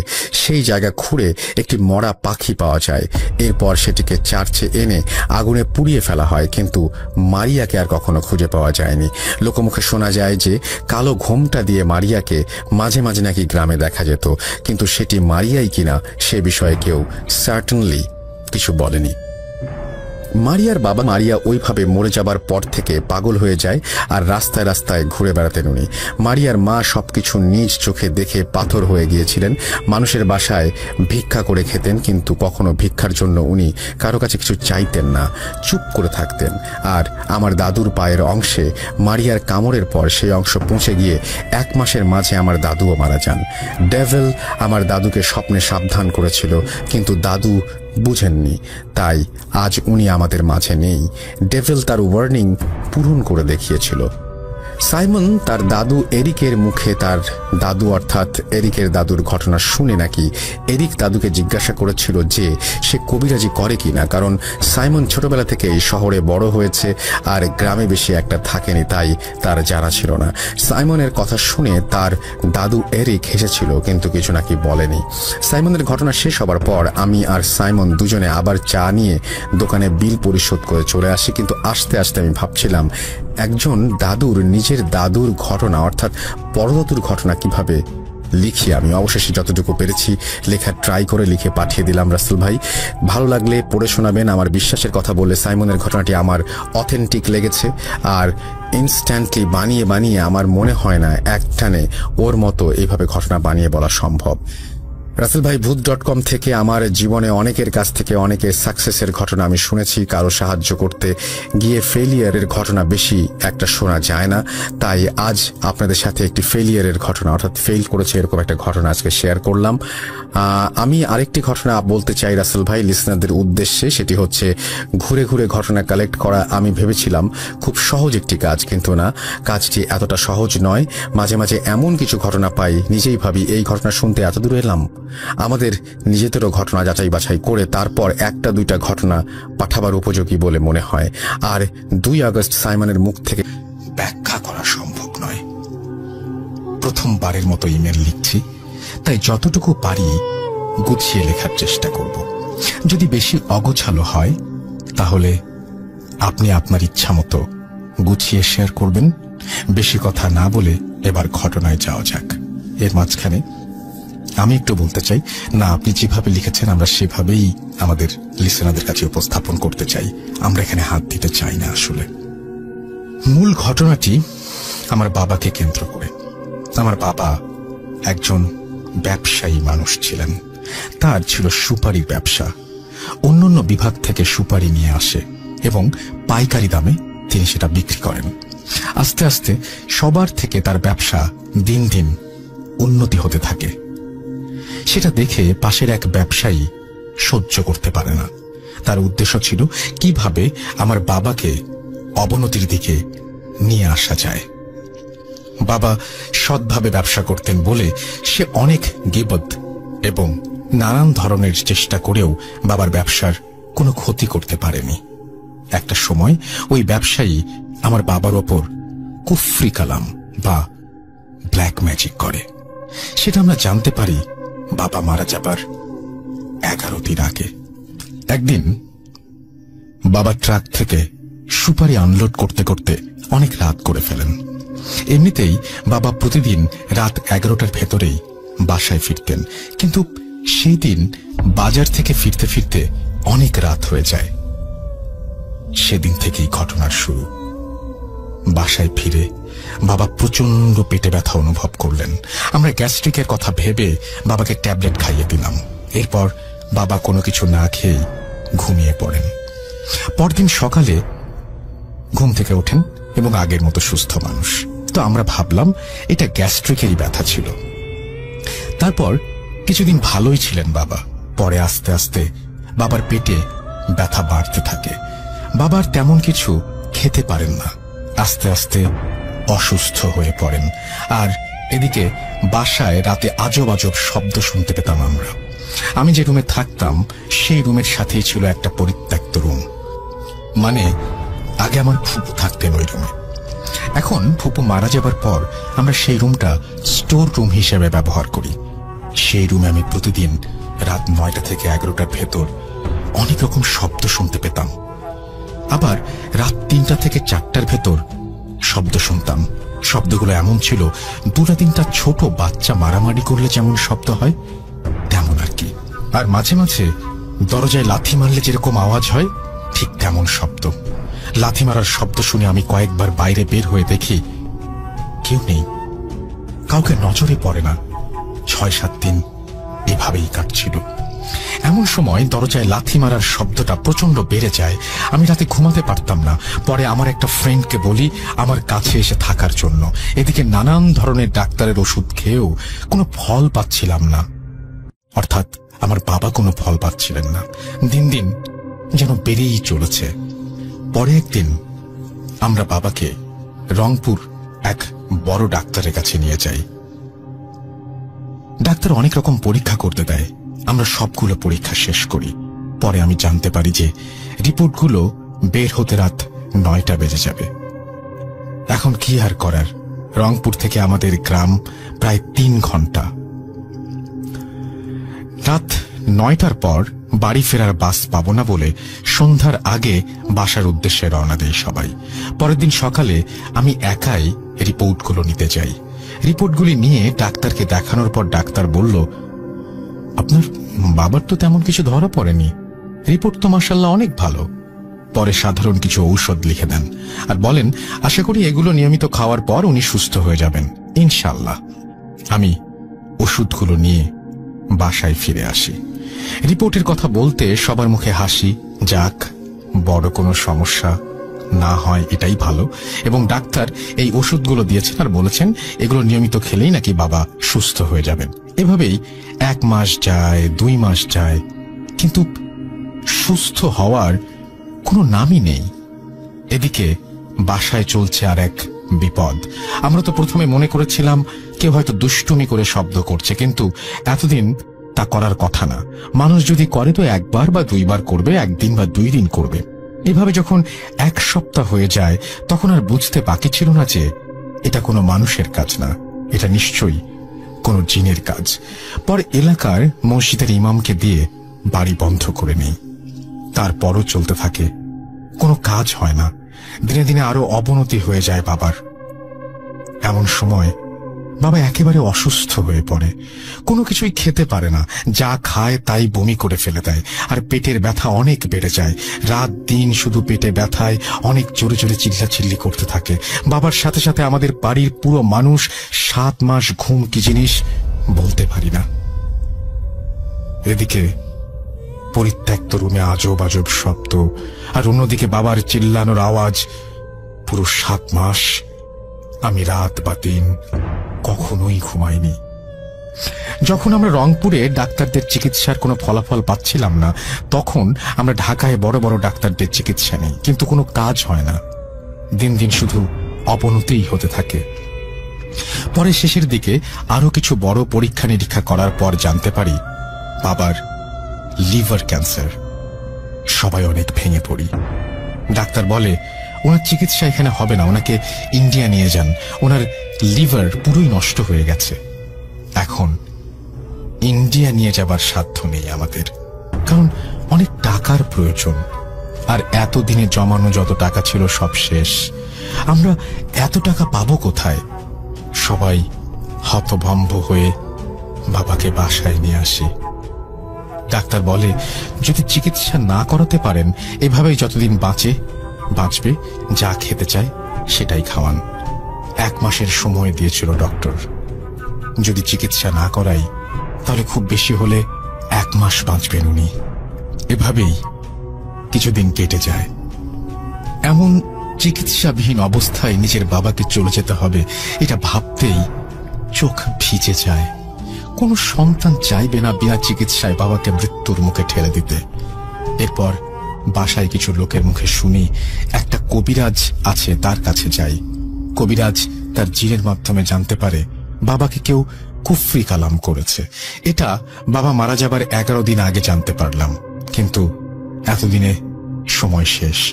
তাই ওনার লিভার নষ্ট হয়ে গিয়েছিল। বিষয়টা আমি ভালোভাবে বোঝানোর জন্য 6 থেকে 7টা কবিরাজের কাছে যাই, কিন্তু সবাই একই কথা বলে, আর বলে সময় শেষ হয়ে গেছে, আর অনেক আগেই চিকিৎসা নেওয়ার দরকার ছিল। কেউ বাবার চিকিৎসা করার সাহস পায় না। পরে আমি একজন বড় কবিরাজের কাছে যাই। সে বলে তোমাদের বাড়িতে 7টা তাবিজ রাখা আছে, সেগুলো যদি বের করে নষ্ট করা যায় তাহলে তোমার বাবার সুস্থ হবার সম্ভাবনা 10%। কবিরাজ বলে যে ব্ল্যাক ম্যাজিকটা করেছে সে নাকি একটা নরপিশাচকে 3টা ছাগল আর 3টা সাদা মুরগি এবং নানান কিছু দেবার লোভ দেখিয়ে বাবার উপরে ভর করিয়েছে, বাবার লিভার খাওয়ার জন্য। পরে সে আরো বলে তুমি যদি চাও তো আমি তোমার বাবাকে আমার যতটুকু সাধ্য আছে সব দিয়ে চেষ্টা করে দেখতে পারি বাঁচানোর জন্য, কিন্তু হ্যাঁ, ওনার বাঁচার সম্ভাবনা শুধুই 10%। তারপরও বাবাকে বাঁচানোর জন্য চিকিৎসা শুরু করতে বললাম। পরের দিন কবিরাজ তার লোকজন নিয়ে বাড়িতে আসে। তারপর কবিরাজ তার এক কর্মচারীর ওপর জিন হাজির করে এবং আমাকে খালি বাটি দিয়ে কবিরাজ বলে উনি যেখানে মাটিতে দাগ দেবে তুমি সেখানে সেখানে নিজ হাতে মাটি খুঁড়ে যেটা পাবে সেটাই এই বাটিতে রাখবে। তারপর আমি কবিরাজের কর্মীকে ফলো করতে লাগলাম, মানে জিন ভর করা লোকটিকে। তিনি মোট 6টি জায়গায় দাগ দেয়। প্রথম আমাদের বাড়ির গেটের সামনে ঠিক মাঝখানে, দ্বিতীয় দাগ বাড়ির আঙিনার মাঝখানে, তৃতীয় দাগ বাবা যে ঘরে থাকতো সে ঘরের দরজার সামনে, চতুর্থ দাগ রান্নাঘরের মাঝখানে, পঞ্চম দাগ চুলার ভেতরে এবং ষষ্ঠ টিউবওয়েলের গোড়ায়, এবং সপ্তমটা নাকি টিউবওয়েলের ভেতরে ফেলে দিয়েছে। তারপর এক এক করে আমি দাগ দেওয়া স্থানগুলোর মাটি উঠাতে থাকি এবং 6 জায়গায় আমি হাত দিয়ে 6টা তাবিজ উঠাই। সেগুলো বাটি সহ কবিরাজের সামনে নিয়ে যাই। কবিরাজ তাতে মন্ত্র পড়ে পানি ছিটিয়ে দেয় তাবিজগুলোর ওপর। পরে আমাকে পোড়ানোর জন্য আদেশ দেওয়া হয় তাবিজগুলো, কিন্তু আমি কবিরাজের অনুমতি নিয়ে সেগুলো একটু খুলে দেখার জন্য চাইলাম। কবিরাজ বলল সমস্যা নেই, কিন্তু দেখার পরে সাথে সাথে পোড়াতে হবে কিন্তু। আমি বললাম ঠিক আছে। তারপর আমি সবগুলো তাবিজ খুলে দেখলাম। কিছু জিনিস বোঝা যায় আর কিছু একেবারে নষ্ট হয়ে গেছে। তাবিজগুলোর ভেতরে দেখি কিছু মাটি, মনে হয় কোথাকার মাটি আমি জানি না, সিঁদুর, চুল, লাল কাপড়, সূচ, সাদা কাপড়, আরো অনেক কিছু নষ্ট হওয়ার জন্য তেমন বোঝা যায় না। কবিরাজ তার আরো কিছু কাজ সম্পূর্ণ করে চলে যান, আর আমাকে রাতে তার বাসায় যেতে বলেন। সে কিছু তাবিজ দেবে, সেগুলো আমাকে নিয়ে আসতে হবে। কবিরাজের কথা মতো আমি রাত 8টা বাজে তার বাসায় রওনা দিই। আমার বাসা থেকে কবিরাজের বাসায় 1 ঘন্টার পথ। ভাবলাম ফিরতে ফিরতে অনেক রাত হয়ে যাবে। সেটা ভেবে আমার এক ফ্রেন্ডকে ফোন দিয়ে আসতে বলি আমার সাথে যাবার জন্য। পরে আমরা 2 ফ্রেন্ড রওনা দিই কবিরাজের বাসার উদ্দেশ্যে। যাবার সময় খুব ভালোভাবেই কবিরাজের বাসায় যাই। কবিরাজ অনেক প্রকার তাবিজ দেয় 2টা কাঁচের বোতলের ভেতর করে, আর নানান ধরনের জিনিস দেয়, আর আমাকে বলে যে আমি এই জিনিসগুলো যেভাবে আছে এবং যেখানে যেভাবে রাখতে বলবো ঠিক সেভাবেই রাখতে হবে। মনে রেখো কোনো ভুল যেন না হয়। আমাকে অনেকগুলো নিয়ম শিখিয়ে দেওয়া হয়, যেমন প্রথম যে বোতলটা দেয় সেটা এক নিঃশ্বাসে আঙিনার ঠিক মাঝখানে পুঁতে রাখতে হবে এবং এদিক সেদিক তাকানো যাবে না। আর একটা কাজ যেন আমি একাই করি, কেউ যেন না দেখে। আর একটা বড় রকম তাবিজ দেয় যেটা নাকি বানানো হয়েছে, আত্মহত্যা করে মরে যাওয়া অবিবাহিত একটা মেয়ের চুল সহ নানান ধরনের জিনিস দিয়ে তৈরি তাবিজ। এই তাবিজটা বাড়ির গেটের সামনে পুঁতে রাখতে হবে। আরো বলে, তুমি মনে হয় এই কাজটা একা করতে পারবে না, কেননা এটা খুব খারাপ তাবিজ। এটা পুঁতে রাখার সময় অনেক বিপদের সামনাসামনি হতে পারো, তাই এটা করার সময় একজন বা দুইজন লোককে সাথে রাখবে, যেন তারা তোমাকে অনেক সাহস দেয়। আর মনে রাখবে, তুমি সহ 3 জনের বেশি যেন কেউ না দেখে, তাহলে এটা কাজ করবে না। কবিরাজের সব নিয়ম কানুন জেনে তাবিজগুলো নিয়ে বাসার উদ্দেশ্যে রওনা দেই। বাসায় আসার সময় মাঝ রাস্তায় শুরু হয় নানান ধরনের অলৌকিক শব্দ। এপাশ ওপাশ থেকে শুনতে পারি যে মেয়ে কণ্ঠের আওয়াজ, আরো অনেক কিছু। কবিরাজ আগেই বলেছিলেন কোনো কিছুতেই যেন ভয় না পাই। এগুলোতে কান না দিয়ে আমি বাসায় চলে আসি। যথারীতি কবিরাজের কথা মতো রাত 2:30টার সময় বের হলাম। আমাকে একটা কাজ সম্পূর্ণ করতে হবে। গভীর রাত, সবাই ঘুমে বিভোর। তাবিজটা নিয়ে আমি ঠিক আঙিনার মাঝখানে দাঁড়াই। এরপর আশপাশটা ভালো করে দেখে নিয়ে নিঃশ্বাস বন্ধ করে শাবল দিয়ে এক ধাক্কায় যতটুকু গর্ত হয় ততটুকু গর্তের ভেতরেই তাবিজটাকে পুঁতে দেই। কাজটা সম্পূর্ণ হওয়ার পর পরিবেশটা কেমন যেন হয়ে উঠল। কোনো বাতাস ছিল না। তারপর হঠাৎ করে গাছের পাতাগুলো এমন ভাবে নড়াচড়া শুরু করলো যেন ঝড় উঠেছে। বাড়ির পেছনে বাঁশ ঝাড় আরো অনেক জোরে জোরে নড়ছিল। কিছুক্ষণ পর আবার পরিবেশ আগের মতো হয়ে যায়। এবার সেই বড় তাবিজটি রাখার পালা। কবিরাজের কথা মতো আমার চাচা, যে আমার বয়সী অর্থাৎ সমবয়সী, আর আমার এক ফ্রেন্ড, তাকে আগে থেকেই আমার রুমে থাকতে বলি। যথারীতি তাবিজটা নিয়ে বাড়ির গেটের সামনে দাঁড়াই। রাত তখন 3টা। যেখানে কবিরাজ তাবিজটা রাখতে বলেছেন সেই জায়গাটা মার্ক করে নেই।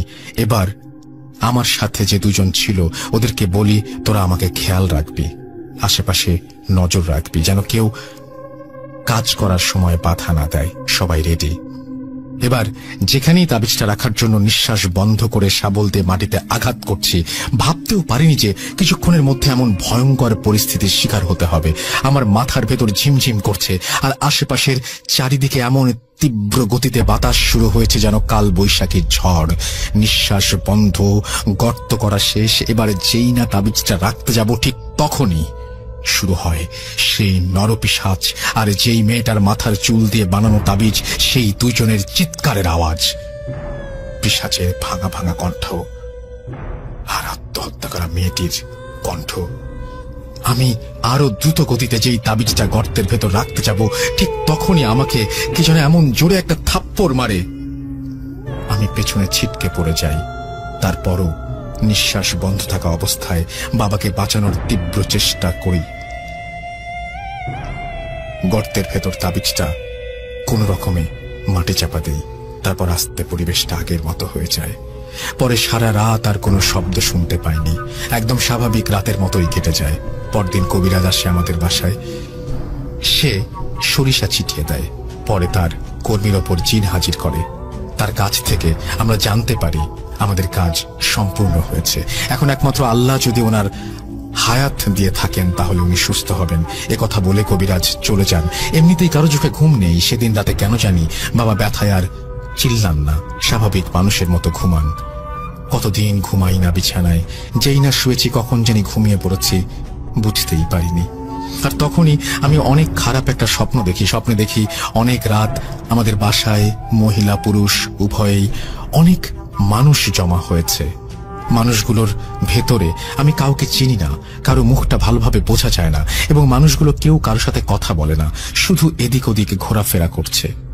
আমি কেন জানি সবার মধ্যে বোবা হয়ে একটা জায়গায় দাঁড়িয়ে সব দেখছিলাম। হঠাৎ করে বাড়ির এরিয়া থেকে একটু দূরে দেখতে পাই একটা মেয়ে দাঁড়িয়ে আছে। সে মনে হয় কিছু বলবে এমন একটা ভাব। অনেক রাত হওয়ার কারণে মেয়েটার মুখ বোঝা যায় না। হঠাৎ মেয়েটা রাগের গলায় বলে, বলেছিলাম তোর বাবা আর বাঁচবে না, তারপরও তুই কষ্ট দিলি। শুধু এইটা বলেই কোথায় যেন আড়াল হয়ে গেল মেয়েটা। তারপর সে বলল, আমি আর কোথাও জায়গা পাচ্ছি না। একটু পরে মায়ের বড় গলার চিৎকার শুনে ঘুম ভেঙে যায় আমার। আমি জলদি বাবার রুমে যাই। দেখি বাবা কেমন যেন করছে আর হাতের ইশারায় কি যেন দেখাচ্ছে। আমরা সেটা কেউ বুঝতে পারছি না।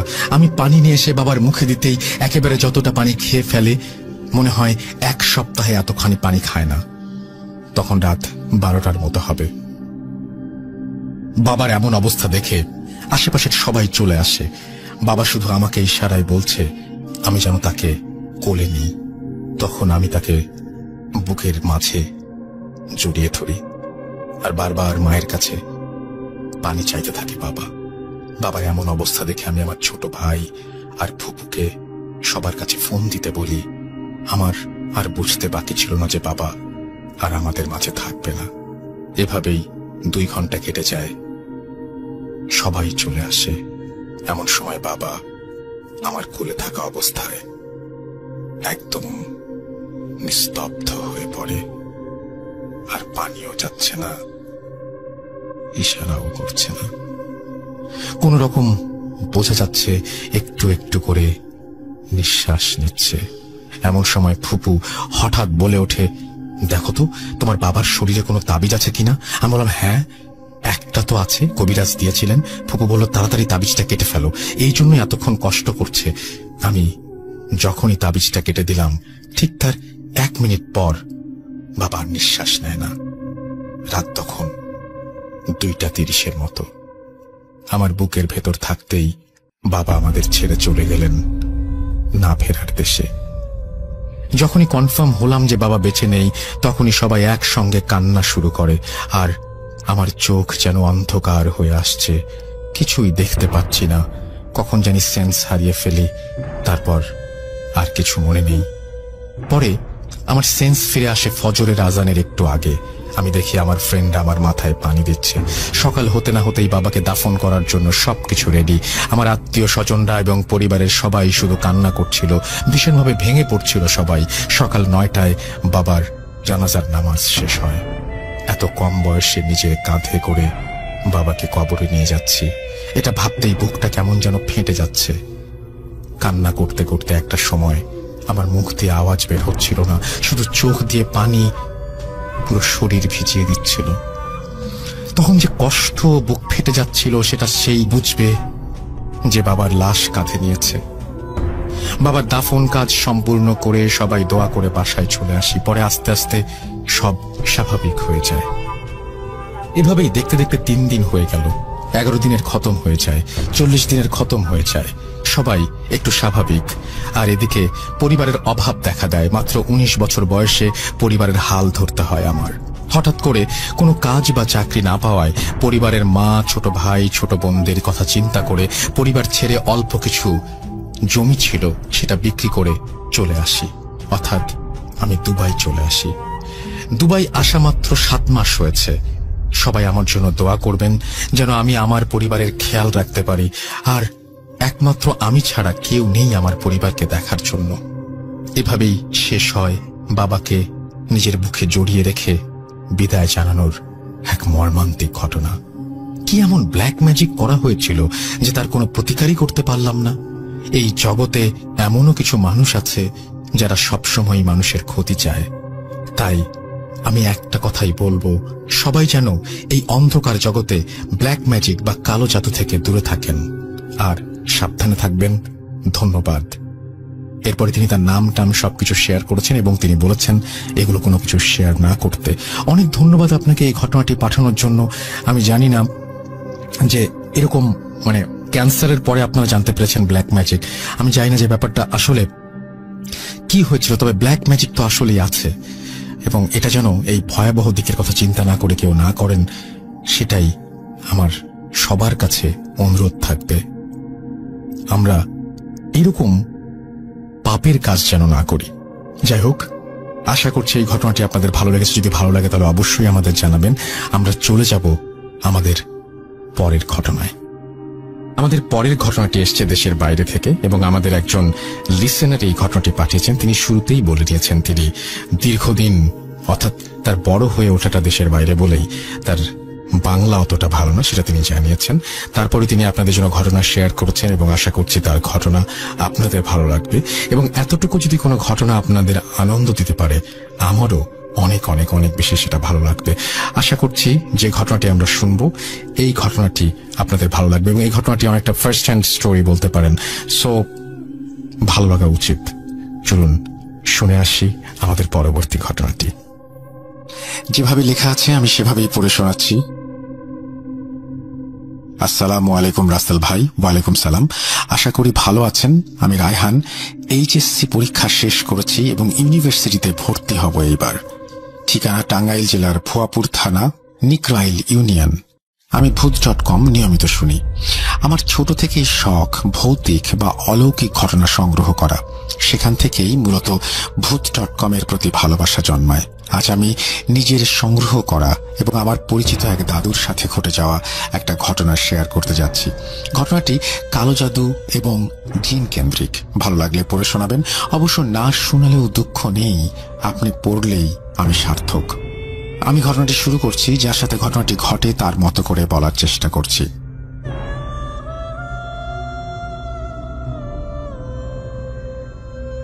ঘটনাটি ঘটে আজ থেকে প্রায় অনেক বছর আগে, যুদ্ধ পরবর্তী সময়।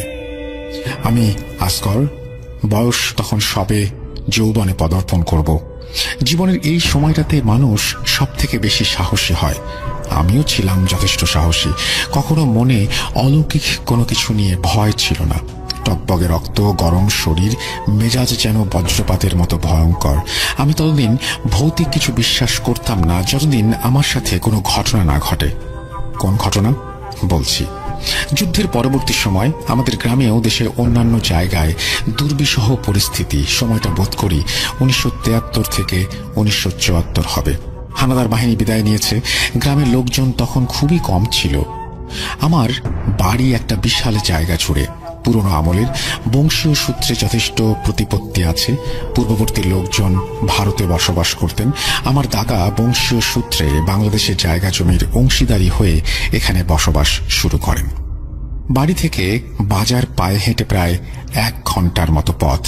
আর বাজারে যেতে হলে প্রথমে একটি বিল, তারপর একটি কবরস্থান আর একটা শ্মশান ঘাট পার হতে হয়। গ্রামটি ছিল ঘন সবুজ চাদরে মোড়ানো। গাছপালা বেশি থাকার কারণে সন্ধ্যার আগেই মনে হতো যেন রাত নেমেছে। গ্রামে তখনও কেউ বিদ্যুতের কথা কল্পনাও করতে পারত না। রাস্তাঘাট মাটির ছিল।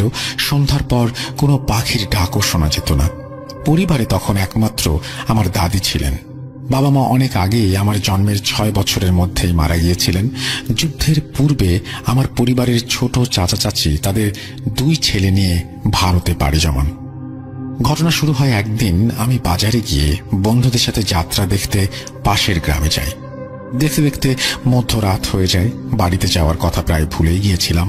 যখন যাত্রা শেষ হয়, সবাই একসাথে বাজার পর্যন্ত আসার পর যে যার বাড়ির দিকে চলে যায়। তখন আমি একটা হ্যারিকেন হাতে নিয়ে বাড়ি ফিরব।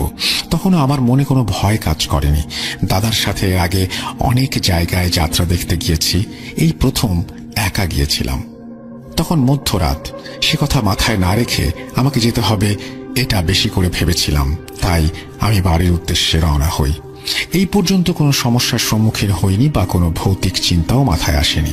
বাজার পার হয়ে যখন বাড়ির রাস্তা ধরে হাঁটতে শুরু করলাম, আমি শ্মশানের কাছে চলে আসি। রাস্তার বাম পাশে শ্মশান ঘাট আর ডান পাশে একটা ছোট কুঁড়ে ঘর ছিল। সেখানে একজন ওঝা থাকতেন। তিনি আগে ওইখানে থাকতেন না। যুদ্ধের বছর থেকে এখানে এসেছেন। কোথা থেকে এসেছেন কেউ বলতে পারে না। শরীরের গঠন ছিল এতটাই চিকন যেন চামড়া হাড়ের সাথে মিশে গেছে। মানুষের সাথে তার তেমন কোনো যোগাযোগ ছিল না। দিনে কখনো ঘর থেকে বের হতেন না। বাইরে থেকে দেখা যেত ঘরের মেঝেতে চোখ বন্ধ করে বসে আছেন। তার ঘরেও কখনো দরজা লাগাতেন না। দরজা থেকে সরাসরি শ্মশানটা দেখা যেত। উনি সেদিকেই মুখ করে থাকতেন। জীবন অতিবাহিত করার জন্য কি খেতেন কেউ জানে না। গ্রামে আসার প্রথম দিকে সবাই তাকে নিয়ে মাতামাতি করলেও পরে তার কথা নিয়ে কেউ তেমন মাথা ঘামাতো না। দিনে ঘরে থাকলেও রাতে ঘরের সামনে বসতেন। আমি হ্যারিকেনের আলোতে দেখতাম যথারীতি ঘরের সামনে বসে আছেন, কিন্তু তার চোখ বন্ধ। আমি কখনো তার গলার স্বর শুনিনি। কিন্তু ওই দিন যখন আমি রাস্তা ধরে তার সামনে দিয়ে হাঁটছিলাম, হঠাৎ অনেক ভারী কণ্ঠে কেউ আমাকে বলল, সামনে যাস না, এখানে বসে থাক। আমি চমকে উঠেছিলাম তার কণ্ঠ শুনে।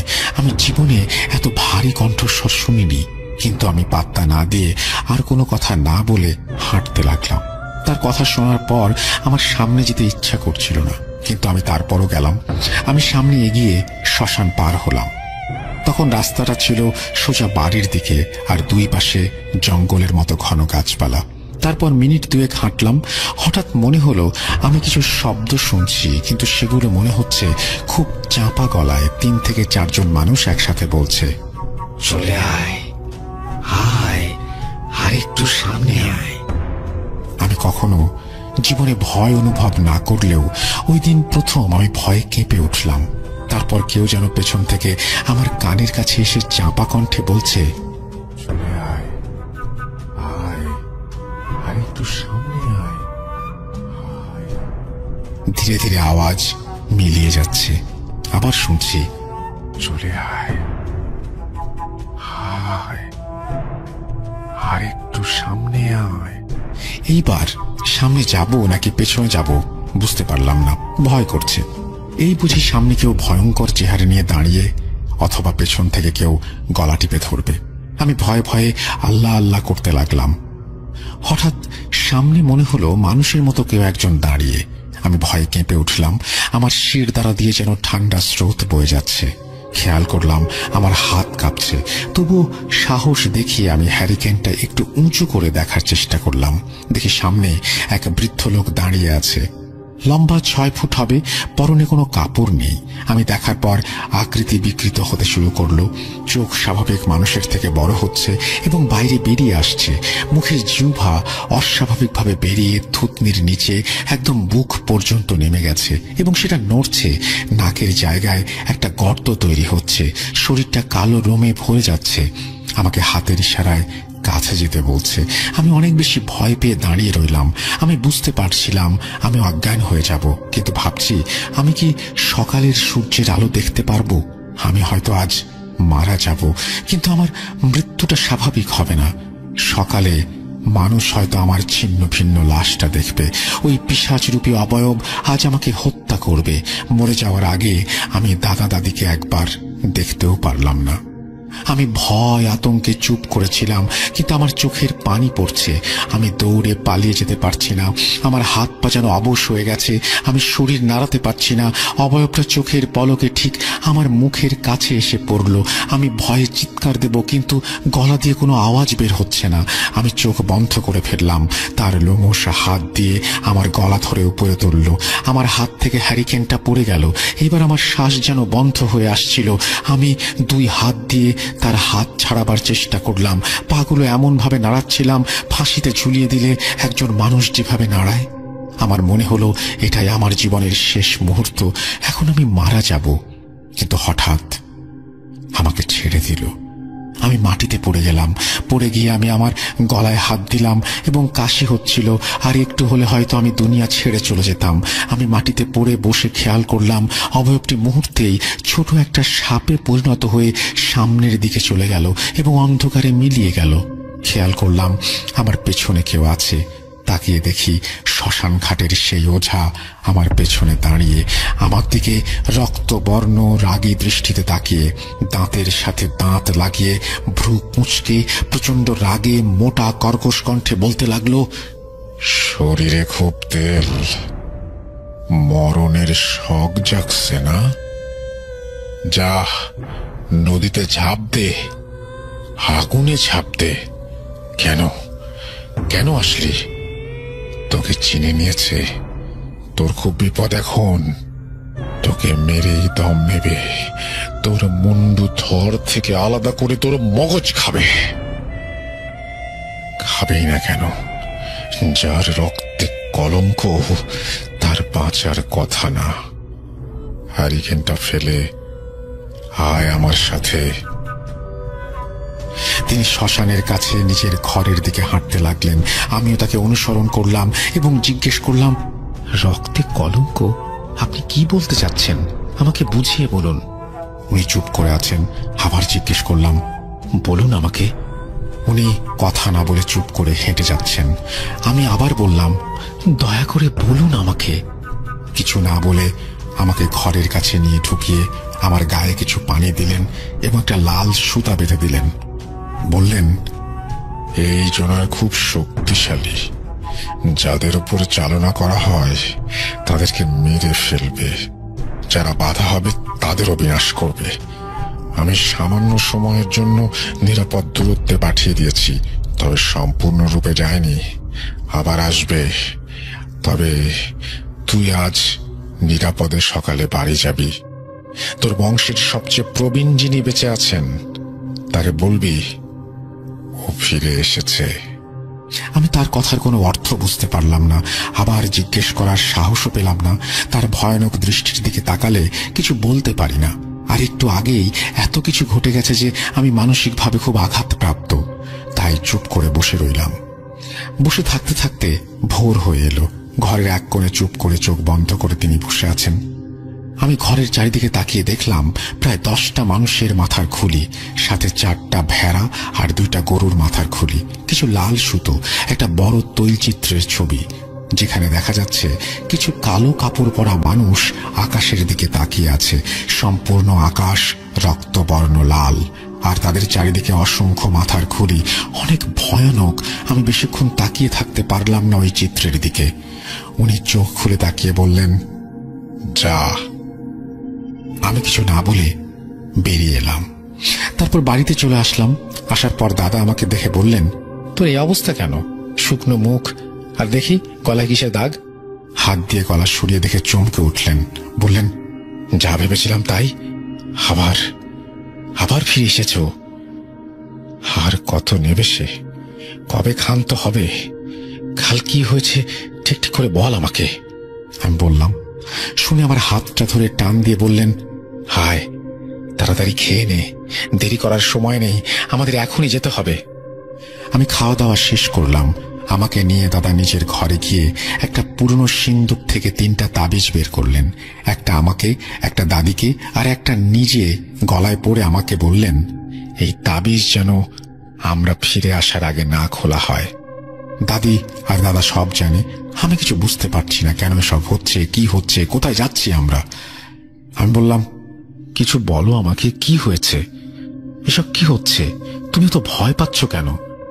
দাদা বললেন, রাস্তায় সব বলবেন, এখন যেন শুধু যেতে থাকি। আমি তাই করলাম। দাদা একটা ব্যাগ নিলেন, কিন্তু ওই ব্যাগে কি আছে আমি জানি না, জিজ্ঞেসও করিনি। কাল রাত থেকে এত ঘটনা ঘটে যাচ্ছে, আমি যেন কোনো স্বপ্ন দেখছি। স্বপ্ন হলেই ভালো হতো। আমরা বাড়ি থেকে বের হলাম, একটা গরুর গাড়িতে উঠলাম। দাদা চুপ করে বসে আছেন, দেখে বোঝা যাচ্ছে খুব দুশ্চিন্তায় আছেন তিনি। দীর্ঘক্ষণ চুপ থেকে হঠাৎ বড় নিঃশ্বাস নিয়ে শান্তভাবে বললেন, হাসকর, আজ আমি তোকে কিছু কথা বলতে চাই। কথাগুলো তোর জানা খুব জরুরি। আগে বললে হয়তো কাল রাতে তোর নরখাদক পিশাচের মুখে পড়তে হতো না। আল্লাহর অশেষ রহমত যে তিনি ঠিক সময়ে তোকে তার কোনো বান্দার মাধ্যমে বাঁচিয়েছেন। কি ঘটনা, আমাকে খুলে বলো। দাদা বলতে শুরু করলেন। ঘটনা শুরু আমার দাদার বাবা জমিদার জাহাঙ্গীর শাহর সময়। প্রতিপত্তি কম ছিল না। এই প্রতিপত্তির কারণে সে অহংকারী আর সাধারণ মানুষের ত্রাসে পরিণত হয়। উনি তখন তার বাড়িতে প্রতি মাসে একবার করে জলসার আয়োজন করতেন। জলসায় দেশের বিভিন্ন অঞ্চল থেকে সুন্দরী নর্তকীদের মোটা অঙ্কের অর্থের বিনিময়ে নিয়ে আসা হতো। ঠিক তেমনি এক জলসায় জমিদার জাহাঙ্গীর শাহ এক নর্তকীকে দেখে নিজের নিয়ন্ত্রণ হারিয়ে ফেলে। তাকে খুব খারাপ একটা প্রস্তাব দেয়, যার ফলে নর্তক দল তার কাছে অনেক অনুরোধ করে যাতে জমিদার সাহেব ওনাদের ছেড়ে দেয়। কিন্তু সেই পাষণ্ড জমিদার সবাইকে একসাথে বেঁধে পানি ভর্তি কুয়াতে ফেলে দেয়, আর সেই নর্তকীকে 4 দিন বন্দি রেখে তার উপর অমানবিক নির্যাতন চালায়। 4 দিন পর যখন সেই মেয়েটি পালিয়ে যেতে সক্ষম হয়, চারিদিকে লোক পাঠানো হয় সেই মেয়েটিকে খুঁজতে। কেউ মেয়েকে খুঁজে আনতে সফল হয় না। মেয়েটি পালানোর জন্য প্রাণ ভয়ে জঙ্গলের দিকে দিক বিদিক শূন্য হয়ে দৌড়াতে থাকে। দৌড়াতে দৌড়াতে সে এক কুঁড়ে ঘরের সামনে পড়ে যায়। ঘর থেকে এক বৃদ্ধ বেরিয়ে আসে। বৃদ্ধকে দেখে মেয়েটি বলে, বাবা, আমার খুব বিপদ, আল্লাহর ওয়াস্তে এই অভাগীকে আশ্রয় দিন বাবা। বৃদ্ধ লোকটি মেয়েটিকে নিয়ে ঘরে যায়, নিয়ে গিয়ে পানি খেতে দেয় আর সাথে কিছু ভাত। মেয়েটি এমন ভাবে খাচ্ছিল যেন কতদিন সে পেট পুড়ে কিছু খায়নি। বৃদ্ধটি মেয়েকে বলল, মা, কি হয়েছে তোমার? আমাকে নির্ভয়ে বলো। মেয়েটি জমিদারের সেই অমানবিক নির্যাতনের কথা বলল আর বলল, পেটের দায়ে নাট্যদলের সাথে নাচি, আমি খারাপ নই বাবা, বিশ্বাস করুন। বলে মেয়েটি অঝরে কাঁদতে লাগলো। শুনে বৃদ্ধটি ঘৃণা আর রাগে বলল, ওই পাষণ্ড আমার ছেলেকে, আমার স্ত্রীকে হত্যা করেছে। আমি একা এখন এখানে থাকি, আল্লাহ একদিন ঠিক এর শাস্তি দেবে। মেয়েটি মাস চারেক সেখানে অবস্থান করে। বৃদ্ধ লোকটি একদিন বাজার থেকে এসে দেখে মেয়েটির গলা কাটা নগ্ন দেহ পড়ে আছে তার কুড়ের বাইরে, আর তার মাথা একটু দূরে, এখনো চোখ খোলা সেই অবস্থায়। রক্তে সেই মাটি ভিজে একাকার। বৃদ্ধটি বুঝতে পারলেন জমিদার তার নিজের লালসা মিটিয়ে এই মেয়েকে নির্দয়ভাবে গলা কেটে হত্যা করেছে। নিজের পরিবারকে হারিয়ে এই মেয়েকে নিজের মেয়ে মনে করে ফেলেছিলেন। জীবনের এই শেষ ধাক্কাটা সহ্য করতে পারলেন না। প্রচন্ড রাগে ক্ষোভে নিজের রক্ত এক পাত্রে মিশিয়ে কালো জাদু করেন। মূলত শয়তানকে নিজের আয়ত্তে সঁপে দেওয়ার বিনিময়ে ওই জমিদারের বিরুদ্ধে জিন চালান দেন। জিনকে বলা হয় এই বংশের বড় ছেলেদের পরিপক্ক বয়স হলেই যেন তাদের শরীর থেকে গলা ছিঁড়ে আলাদা করা হয়। জিন এই কাজের প্রতিজ্ঞা নেয় এবং সাথে ছিনিয়ে নেয় ওই বৃদ্ধের প্রাণ। তারপর একদিন সেই জমিদার তার মুন্ডহীন শরীর পাওয়া যায় নিজের ঘরে। তার 3 সন্তানের মধ্যে বড় যিনি ছিলেন, অর্থাৎ আমার দাদার বড় ভাই, তাকেও হত্যা করা হয়। বাকি 2 সন্তান, অর্থাৎ আমার বাবা ঘরের বড় সন্তান এবং ছোট ভাইয়ের ঘরে একমাত্র সন্তানকে হত্যা করা হয়। আমার দাদা 2 ঘরের 2 সন্তানের বড় যিনি ছিলেন, অর্থাৎ আমার চাচা, তার 19 বছর বয়সে তখন পড়েছিলেন, তাকেও মেরে ফেলা হয়। এই জন্য ছিল এক মৃত্যু মিছিল। অনেক বড় বড় আলেম, পীর, কবিরাজ, ওঝা দেখানো হয়, কিন্তু সবাই একটা কথাই বলে, এই দুষ্টু শক্তি এতটাই বেশি যে একে কেউ থামাতে পারবে না।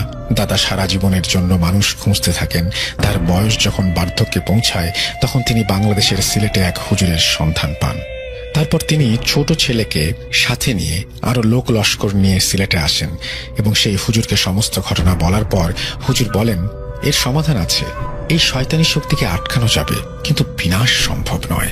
দাদা মর্মাহত হয়, কিন্তু পরের কথা শুনে তিনি পাথর হয়ে যান। হুজুর বলেন, এই বংশের একজনের গলা কাটা মাথা রক্ত লাগবে।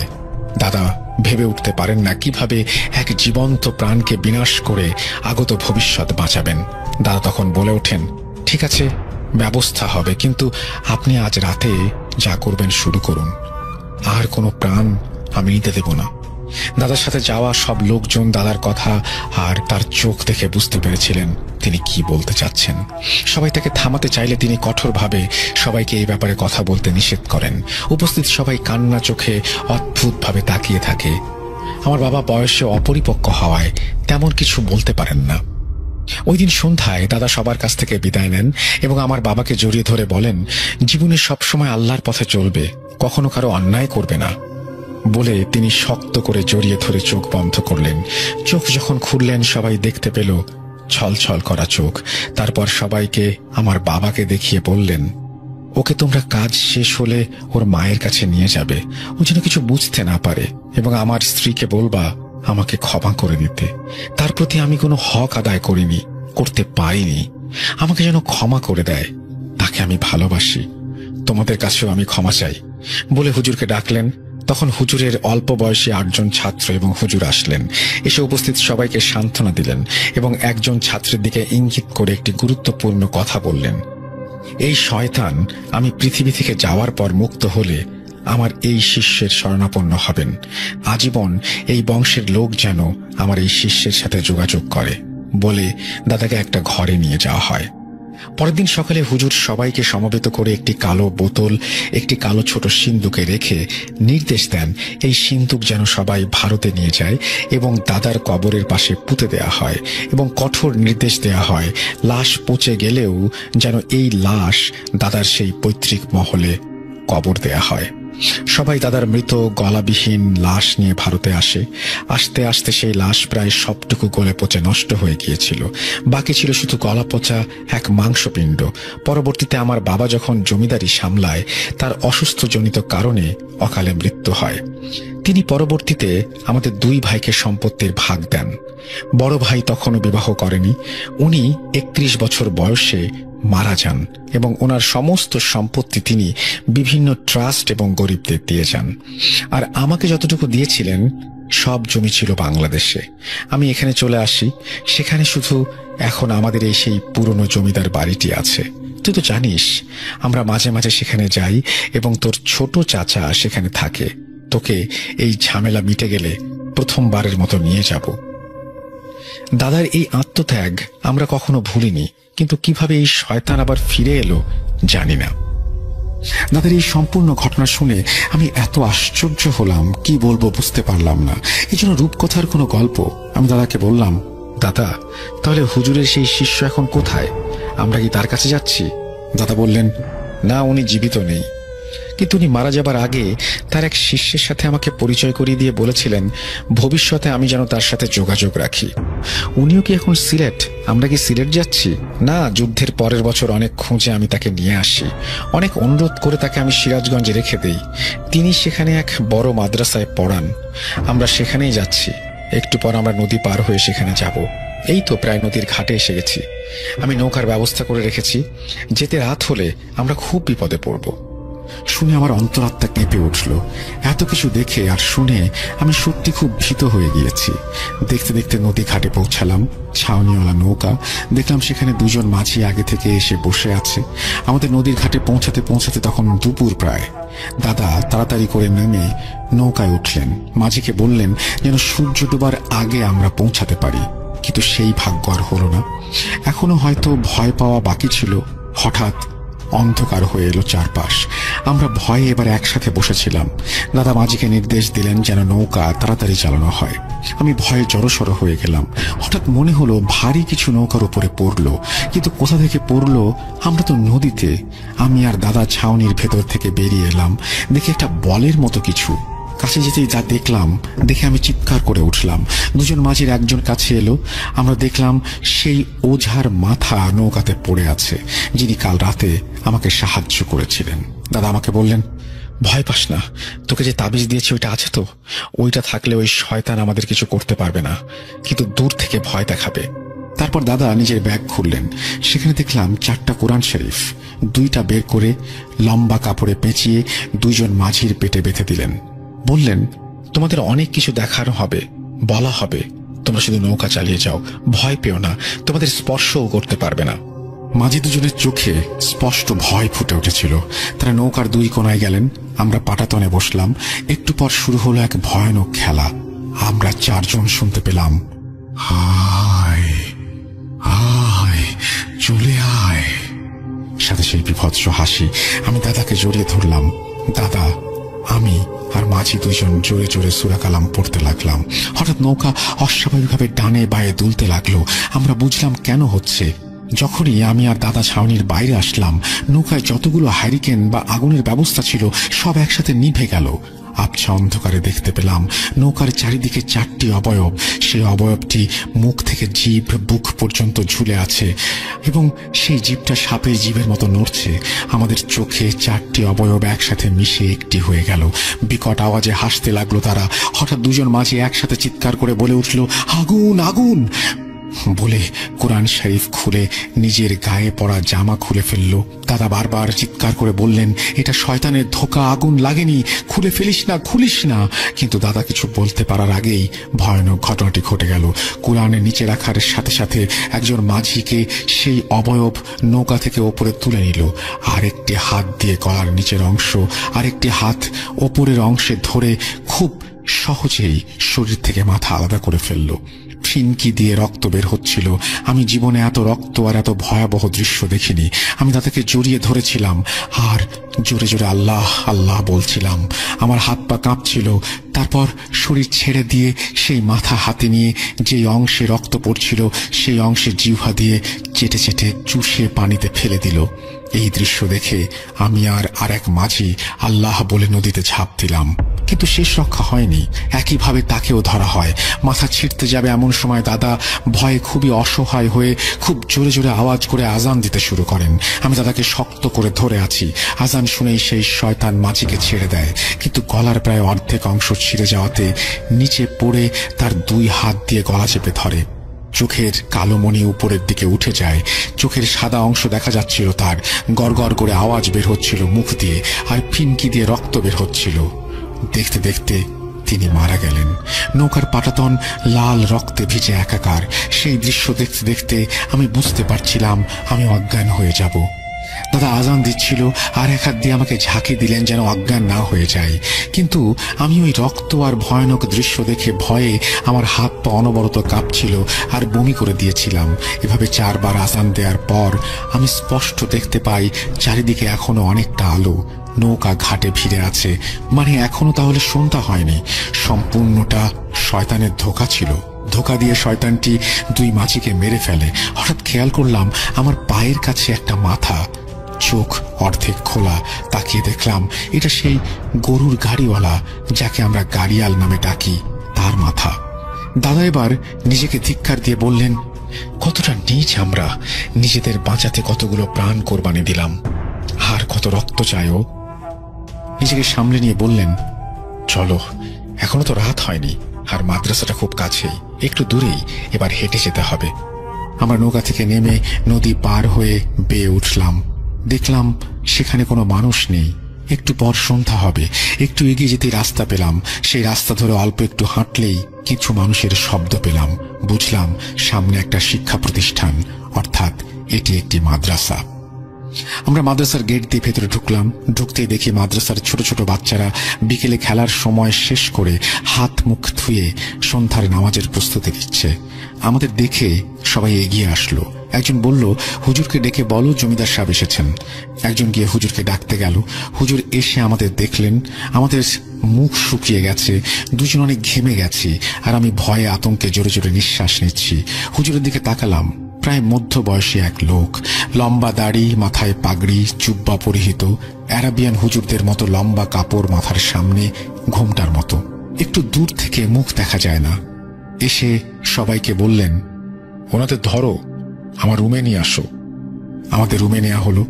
ততক্ষণে সন্ধ্যা হয়ে গিয়েছে। হঠাৎ শুনতে পেলাম একজন ছাত্র গিয়ে আজান দিল। হুজুর আমাদের অজু করে নিতে বললেন আর জানালেন তিনি সবকিছু আন্দাজ করতে পেরেছিলেন। নামাজের পর তিনি বসবেন। আমরা যথারীতি সবার সাথে নামাজ আদায় করলাম। নামাজ শেষে হুজুর একটি বিশেষ কক্ষে আমাদের নিয়ে গেলেন। সেই কক্ষের চারদিকে সাজানো শত শত বই। আমাদের মেঝেতে পাটিতে বসতে বললেন। আমরা বসলাম। হুজুর গিয়ে একটি পুরনো বই নিয়ে আসলেন। এসে দাদাকে বললেন, যিনি আপনাদের পূর্বপুরুষের উপকার করেছিলেন তার শিষ্যের ছাত্র হিসেবে আমি নিজেকে ধন্য মনে করি। উনি আপনার দাদার কথায় সেই শয়তানকে বন্দী করার পর এই কিতাব লিখে গিয়েছিলেন, যাতে পরবর্তীতে কেউ সেই শয়তানকে বিনাশ করতে পারে।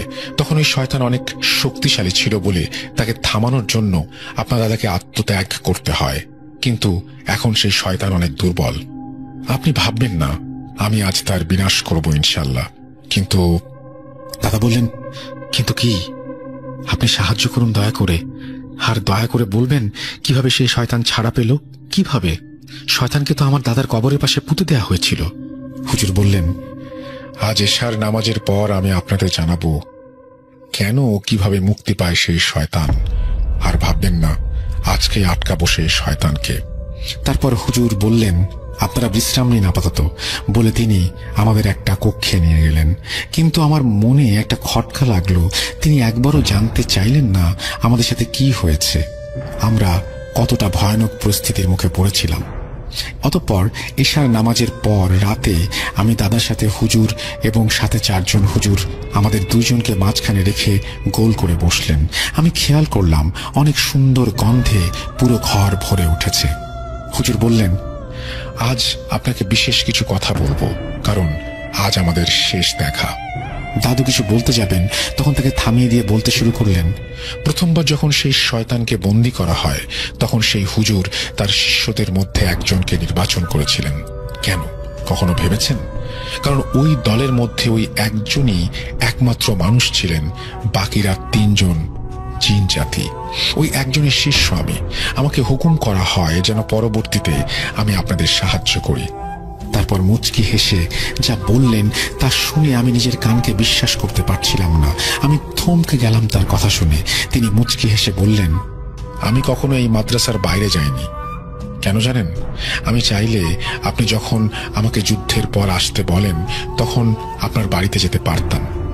আসলে আপনি আমাকে খুঁজে বের করেননি, আমি আপনাকে ধরা দিয়েছিলাম। আমি আপনাদের মতো সৃষ্টির সেরা জীব মানুষ নই। আমি নিজেও আল্লাহর এক সাধারণ বান্দা জিন। আমার আসল নাম আব্দুল্লাহ গায়েস বিন মুস্তাফা। শুনে আমি ভয় পেয়ে যাই, কিন্তু দাদা চুপ করে শুনছিলেন। তারপর বললেন, এখানে উপস্থিত যে 4 জনকে দেখছেন তারাও সাধারণ মানুষ নন, তারাও জিনজাতি। এই 4 জন ছাড়াও আরো 3 জন আছেন উপস্থিত, কিন্তু তাদের আপনারা দেখতে পাবেন না, তারা সামনে আসবেন না। এই 7 জন প্রথমবার এই শয়তানকে বন্দী করেছিল। এখন সেই শয়তানকে আহ্বান করব আমরা। তারপর উনি আমাদের ঘরের একটা কোণে রাখা একটি ছোট বসার জায়গা দেখিয়ে বললেন, আপনারা সেখানে যান, যাই হয়ে যাক রুমের বাইরে যাবেন না, আর ভয় পাবেন না, আল্লাহ আমাদের সাথে আছেন। আমরা তাই করলাম। হঠাৎ দেখলাম 5 জন উঠে দাঁড়িয়ে 2 রাকাত নফল নামাজ পড়া শুরু করলো। নামাজ শেষে গোল করে বসে জিকির করা শুরু করলো। একটা সময় সবাই চুপ হয়ে গেলেন, চারিদিকে নীরবতা বিরাজমান, শুধু আমাদের 2 জনের নিঃশ্বাসের শব্দ ছাড়া আর কোনো শব্দ নেই। হঠাৎ মনে হলো বাইরে প্রচন্ড ঝড় হচ্ছে, সব যেন ভেঙে চুড়ে দুমড়ে দিচ্ছে। আমি ভয়ে আতঙ্কে জড়সড় হয়ে বসলাম। হঠাৎ ক্ষীণ গলায় একটি আওয়াজ শুনলাম, মনে হলো 4 জন মানুষ একসাথে কথা বলছে। কি করতে পারবি তোরা? তোদের কি হলো? মানুষের পক্ষ নিচ্ছিস কেন? হায়, আমার সাথে আয়, তুচ্ছ মানুষকে বাঁচাতে হবে কেন? বলে বিকট সুরে তারা হাসতে শুরু করলো। এবার 4 জন উচ্চ স্বরে কোরআন তেলাওয়াত শুরু করলেন। হঠাৎ জিনটি অদৃশ্য থেকে বলল, ছাড় আমাকে, ছাড় বলছি, আমাকে আমার কাজ করতে দে, কেন আটকাচ্ছিস আমাকে? ছাড় বলছি। একটা জোরে ঠাস করে শব্দ হলো, মনে হলো ভারী কোনো বস্তু মেঝেতে পড়ে গেছে। এইবার দেখলাম সেই শয়তানটি 15 জনের মাঝে দাঁড়িয়ে আর বলছে, থাম থাম থাম, তোরা চুপ কর, চুপ কর। বলতে বলতে আকারে ছোট হয়ে একটা বিড়ালের সমান হয়ে গেল। এইবার বাইরের সেই ঝড়, তার শব্দ থেমে গেছে, শুধু কোরআন তেলাওয়াতের শব্দ হচ্ছে। সেই হুজুর রূপী জিনটি এইবার সেই শয়তানকে 2 হাতে চেপে ধরল, বলল, আল্লাহর কসম, আজ তোকে বন্দী করব না, তোকে হত্যা করব। শুনে শয়তান চিৎকার করে বলে উঠল, আমার মালিক তোদের ছাড়বে না, আমাকে মেরে কি হবে? আমি তো শুধু হুকুম পালন করেছি। বলে জোরে জোরে হাসতে শুরু করলো। আবার বলল, পারবি তো তার সাথে যুদ্ধ করতে? শয়তান কিছু বলার আগেই তাকে একটি কালো রঙের 4 কোণা বাক্সে বন্দী করা হলো। 1 বালতি পানির মধ্যে চুবিয়ে রাখা হলো। এরপর হুজুর বললেন, আপনাদের ধন্যবাদ আমাকে সাহায্য করার জন্য। সবাই একসাথে সালাম দিয়ে চোখের পলকে উধাও হয়ে গেল। আমাদের হুজুর কাছে ডেকে নিয়ে বললেন, আর ভয় নেই, ওকে আমরা আমাদের দুনিয়ায় নিয়ে হত্যা করব, আর ভবিষ্যতে কোনো বিপদ হলে আপনি স্মরণ করার আগে চলে আসবো ইনশাল্লাহ। এবার দাদা বললেন, আমাকে দয়া করে বলবেন কিভাবে এই শয়তান ছাড়া পেল? তিনি বললেন, মানুষ সৃষ্টির সেরা জীব, তারপরেও সে চরমভাবে পথভ্রষ্ট হয়। লোভ মানুষের জীবনের অভিশাপ। আপনার ছোট সন্তান যেহেতু আগে থেকেই সবকিছু সম্পর্কে অবগত ছিল, তাই ভারতে গিয়ে অনেক খোঁজাখুঁজির পর এক শয়তান পূজারীর শরণাপন্ন হয়। তাকে দিয়ে সেই শয়তানকে মাটি থেকে তুলে মুক্ত করে দেয়। তবে তার শাস্তি তিনি পেয়েছেন। যখন সেই শয়তানকে মাটি থেকে তুলে শয়তানের পূজারীর কাছে নেওয়া হয়, সেই পূজারী ভাবে এই শয়তানকে তিনি বশ করে নেবেন। তার কোনো ধারণা ছিল না এই শয়তান কতটা শক্তিশালী হতে পারে। তাই বের হয়ে প্রথমে সে পূজারী, তারপর আপনার ছোট ছেলে এবং সাথে তার স্ত্রী সন্তানকে হত্যা করে। ভারত থেকে আপনার কাছে চিঠি পাঠানো হয়েছে, কিন্তু এখনো আপনার হাতে আসেনি। তাদের হত্যা করেই এই শয়তান এখানে চলে আসে। এবারে সে রাগে ক্ষোভে চেয়েছিল সম্পূর্ণ বংশ নির্বংশ করতে, কিন্তু আল্লাহর অশেষ রহমত আপনাদের এই তাবিজের জন্য কিছু করতে পারেনি। এই তাবিজ কোথায় পেয়েছেন আমি জানি। এই তাবিজ কখনো হারাবেন না। এই তাবিজের মধ্যে আপনার দাদার হাড়ের অংশ আছে। এইবার সকাল হবে, আমার কাজ শেষ। আপনি নিশ্চিন্তে বাকিটা জীবন কাটিয়ে দিন। আপনি বিপদে পড়লে ইনশাল্লাহ আমি আসব। আমার হুজুরের আদেশ আপনার পাশে থাকার। আমি চলে যাব এখন, আপনারা রুম থেকে বাইরে যান। আমি বাইরে এসে দাদাকে বললাম, এই তাবিজ কোথায় পেয়েছ? দাদা বলল, আমার দাদার মৃত শরীর থেকে হাড় দিয়ে বানানো হয়েছে এই তাবিজ। 9-এর শুরুর দিকে, ফেব্রুয়ারি মাস। সাব্বিরজি সকালের চা জল খাবার সেরে কর্মস্থলের জন্য রেডি হচ্ছিলেন। এমন সময় ফোনটা বেজে ওঠে।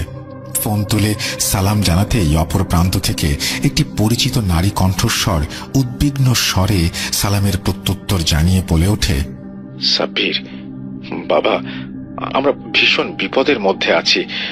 জিন ভূতের ব্যাপার কিনা বুঝতে পারছি না, কিন্তু ব্যাপারটা যে অলৌকিক অস্বাভাবিক তা টের পাচ্ছি। নানা রকম উদ্ভট ঘটনা ঘটছে। বাবা, যদি তুই একটু এসে দেখে যেতিস তাহলে ভালো হতো। আমি ফোনে সবকিছু খুলে বলতে পারছি না, তুই তাড়াতাড়ি আয়। ঠিক আছে খালামণি, তুমি চিন্তা করো না, আমি কালই সকালে যাচ্ছি, সব ঠিক হয়ে যাবে ইনশাল্লাহ। এই বলে সাব্বিরজি ফোনটা রেখে দেন। পরদিন সকাল সকাল বেরিয়ে পড়েন খালামণির বাসার উদ্দেশ্যে।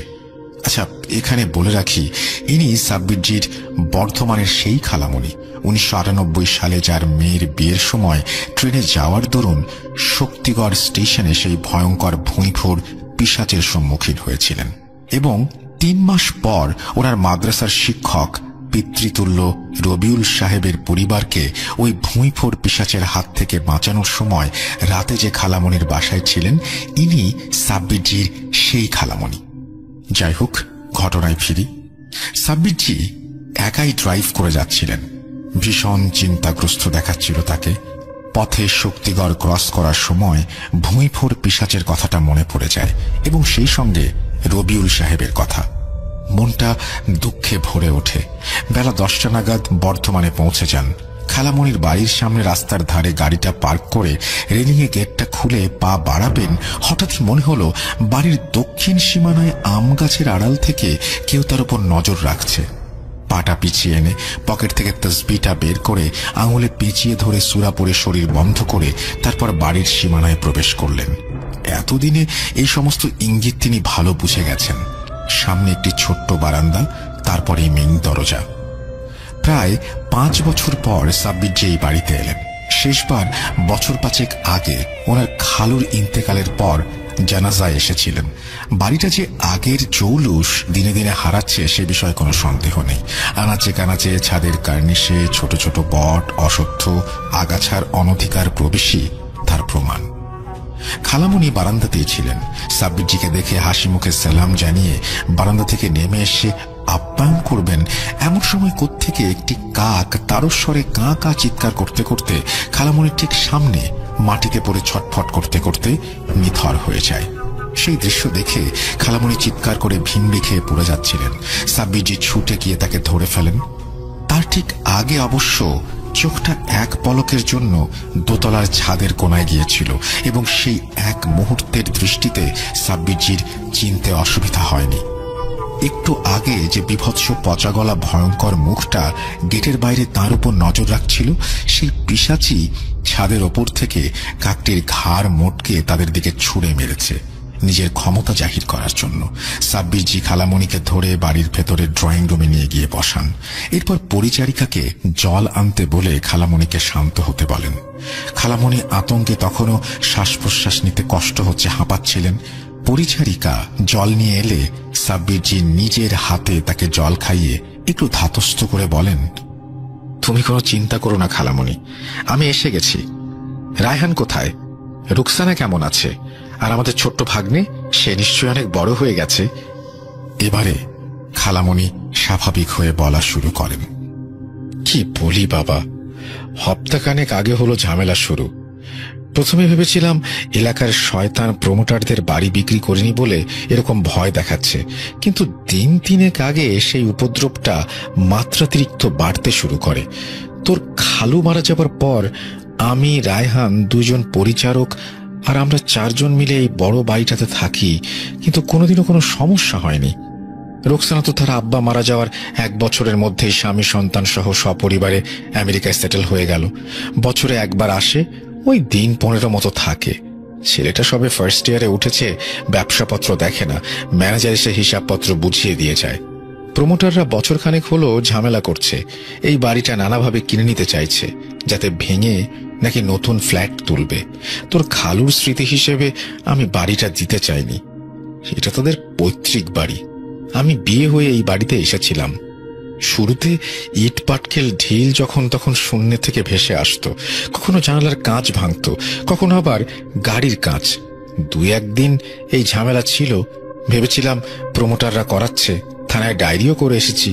কিন্তু 3 দিন আগে ভুলটা ভাঙে। সেদিন খাওয়া দাওয়া সেরে রাতে একটু পায়চারি করতে ছাদে গেছি। মিনিটখানেক পায়চারি করার পর দক্ষিণের পাঁচিল ঘাসা আম গাছটা দেখলাম হঠাৎই নড়ে উঠল। ভাবলাম কোনো রাতচরা পাখি হয়তো ছটফট করছে, কিন্তু না। খানিক বাদে যে দৃশ্যটা চোখে পড়ে তার রীতিমতো শিউরে ওঠার মতো। ল্যাম্পপোস্টের আলোয় দেখতে পাই একটি লিকলিকে বিভৎস কুৎসিত মানুষরূপী অবয়ব গাছ থেকে উল্টোভাবে বেয়ে নেমে আসছে। ছাদ থেকে পরিষ্কার বুঝতে পারছিলাম মুখে পচা গলা চামড়াগুলো ঝুলে আছে তার। তা দিয়ে কালচিটে তরল, সম্ভবত রক্তই হবে যা গড়িয়ে পড়ছিল। চোখ দুটো অদ্ভুতভাবে রক্তের মতো টকটকে লাল আগুনের ভাঁটার মতো জলজল করছিল। দেখলাম অবয়বটি অনায়াসে দেয়াল ভেদ করে আমাদের বাড়ির সীমানায় ঢুকে পড়ে। সীমানায় ঢুকে পড়া মাত্রই হাওয়ায় মিলিয়ে যায়। আমি প্রায় পাথরের মতো কাঠ হয়ে গিয়েছিলাম। হুঁশটা ফেরে ছাদের কোনো একটা যান্ত্রিক গর্জনে। সেদিকে ফিরে দেখি নিচে হাওয়ায় মিলিয়ে যাওয়া অবয়বটা সেই মুহূর্তে ছাদে দাঁড়িয়ে। আমি চিৎকার দিয়ে নিচে নেমে আসি। রায়হান নিজের ঘরেই ছিল। আমার চিৎকার শুনে ছুটে আসে, পাছে ও ভয় পাবে তাই কিছু বলি না। পরদিন থেকে শুরু হয় তাণ্ডব। আচমকাই আমাদের বাড়ির সীমানার ভেতরে কোনো পাখি, পশু, বিড়াল ঢুকলেই অদ্ভুতভাবে মারা যাচ্ছিল। বাজার থেকে তাজা শাকসবজি, মাছ মাংস নিয়ে এসে রান্না করে রাখার মিনিট 10-এর মধ্যেই পচে গলে যাচ্ছিল। এই কয়েকদিন আমরা কোনো রকমে বাজার থেকে খাবার আনিয়ে না রেখে সঙ্গে সঙ্গে খেয়ে শেষ করছি, পাছে সেগুলো আবার খারাপ হয়ে যায়। কিছু বুঝে উঠতে পারছি না। কাল রাতে অবয়বটাকে রায়হানের ঘরের সামনে ঘুরঘুর করতে দেখেছি। পাশের মসজিদের ইমাম সাহেবকেও বলেছিলাম। উনি বললেন ওনার পক্ষে সম্ভব না কোনো বড় হুজুর বা আলেমকে ডাকতে। তখনই তোর কথা মনে পড়ল। তুই তো এই ধরনের কাজ সামলাস। ওই যে সেবার রোকসানার বিয়ের পর বরসুল গ্রামে তোর সেই মাদ্রাসার শিক্ষকের পরিবারকে তুই তো বাঁচিয়েছিলিস, তাই তোকে ফোন দেই। এখন দেখি কি করতে পারিস। এই ঝামেলা থেকে বাঁচা বাবা, না জানি কোন শয়তান জিনের পাল্লায় পড়েছি আমরা। এই বলে খালামণি থামেন। ঠিক সেই সময় রায়হান ঘরে প্রবেশ করে। সাব্বিরজিকে সালাম দেয়। আরে দাদা, আসসালামু আলাইকুম, কখন এলে? ওয়ালাইকুম সালাম, এই তো এইমাত্রই। কেমন আছিস রায়হান? পড়াশোনা কেমন চলছে? আর একজন সে কই? তাকে তো দেখছি না। সাব্বিরজির প্রশ্নে রায়হান, খালামণি সবাই অবাক হয়ে তার দিকে তাকায়। তাদের প্রশ্ন চিহ্নিত দৃষ্টি দেখে সাব্বিরজি একটু মুচকি হেসে বলেন, খালামণি, তুমি তো জানো আমার সঙ্গে কে থাকেন। আমার জানাটা কোনো অস্বাভাবিক বিষয় নয়। 10 হলো রায়হানের বন্ধু রাহুল তোমাদের সঙ্গে এখানে এসে থাকছে, তাই না? তা সে কোথায় এখন? এবারে বিস্ময় ভাবটা কাটিয়ে প্রত্যুত্তরে রায়হান বলে, তার আজকে ফার্স্ট আওয়ারে ক্লাস ছিল, তাই কলেজে গেছে, দুপুরে ফিরবে। আজকে আমি কলেজে যাইনি, টিউশন ছিল একটা, সেটা সেরেই ফিরলাম। সাব্বিরজি তাদের স্বাভাবিক করে বলেন যে সবকিছু তিনি জানাচ্ছেন, আগে একটু ফ্রেশ হয়ে নেওয়া যাক। ফ্রেশ হয়ে ডাইনিং টেবিলে নাস্তা করতে করতে সাব্বিরজি খালামণিকে বলেন, সমস্যাটা বাইরে থেকে এসেছে। না কোনো প্রমোটার, না অন্য কেউ তোমাদের পরিবারের উপরে কিছু করছে।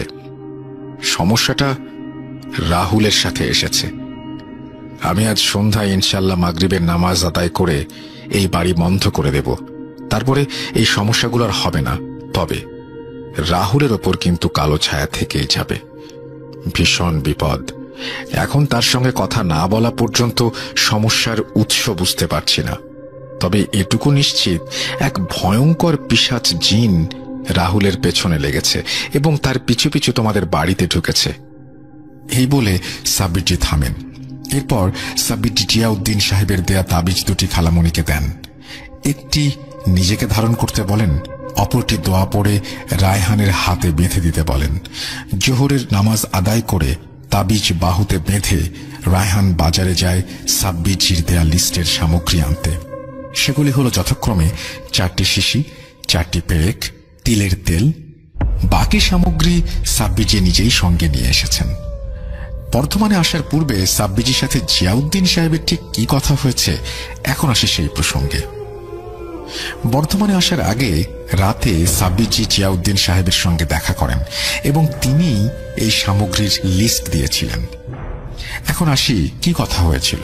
আসলে আগের দিন খালামণির ফোন রাখার পর সাব্বিরজি কিছুটা দুশ্চিন্তায় পড়ে যান। কর্মস্থল থেকে ফিরে সন্ধ্যায় জিয়াউদ্দিন সাহেবকে স্মরণ করতে করতে ওনার চোখ লেগে যায়। স্বপ্নে দেখেন একটি ছেলে খালামণির বাসায় প্রবেশ করল। চেহারা অস্পষ্ট ছিল, তবে তার পেছনে একটি বীভৎস কুৎসিত দেখতে অবয়বও প্রবেশ করছে। ঠিক পরম মুহূর্তে ঘরটি কালো ধোঁয়ায় ভরে যায় এবং ধোঁয়া কাটার সঙ্গে সঙ্গে যে দৃশ্যটি তিনি দেখেন তা দেখে তিনি আতঙ্কে আঁতকে ওঠেন।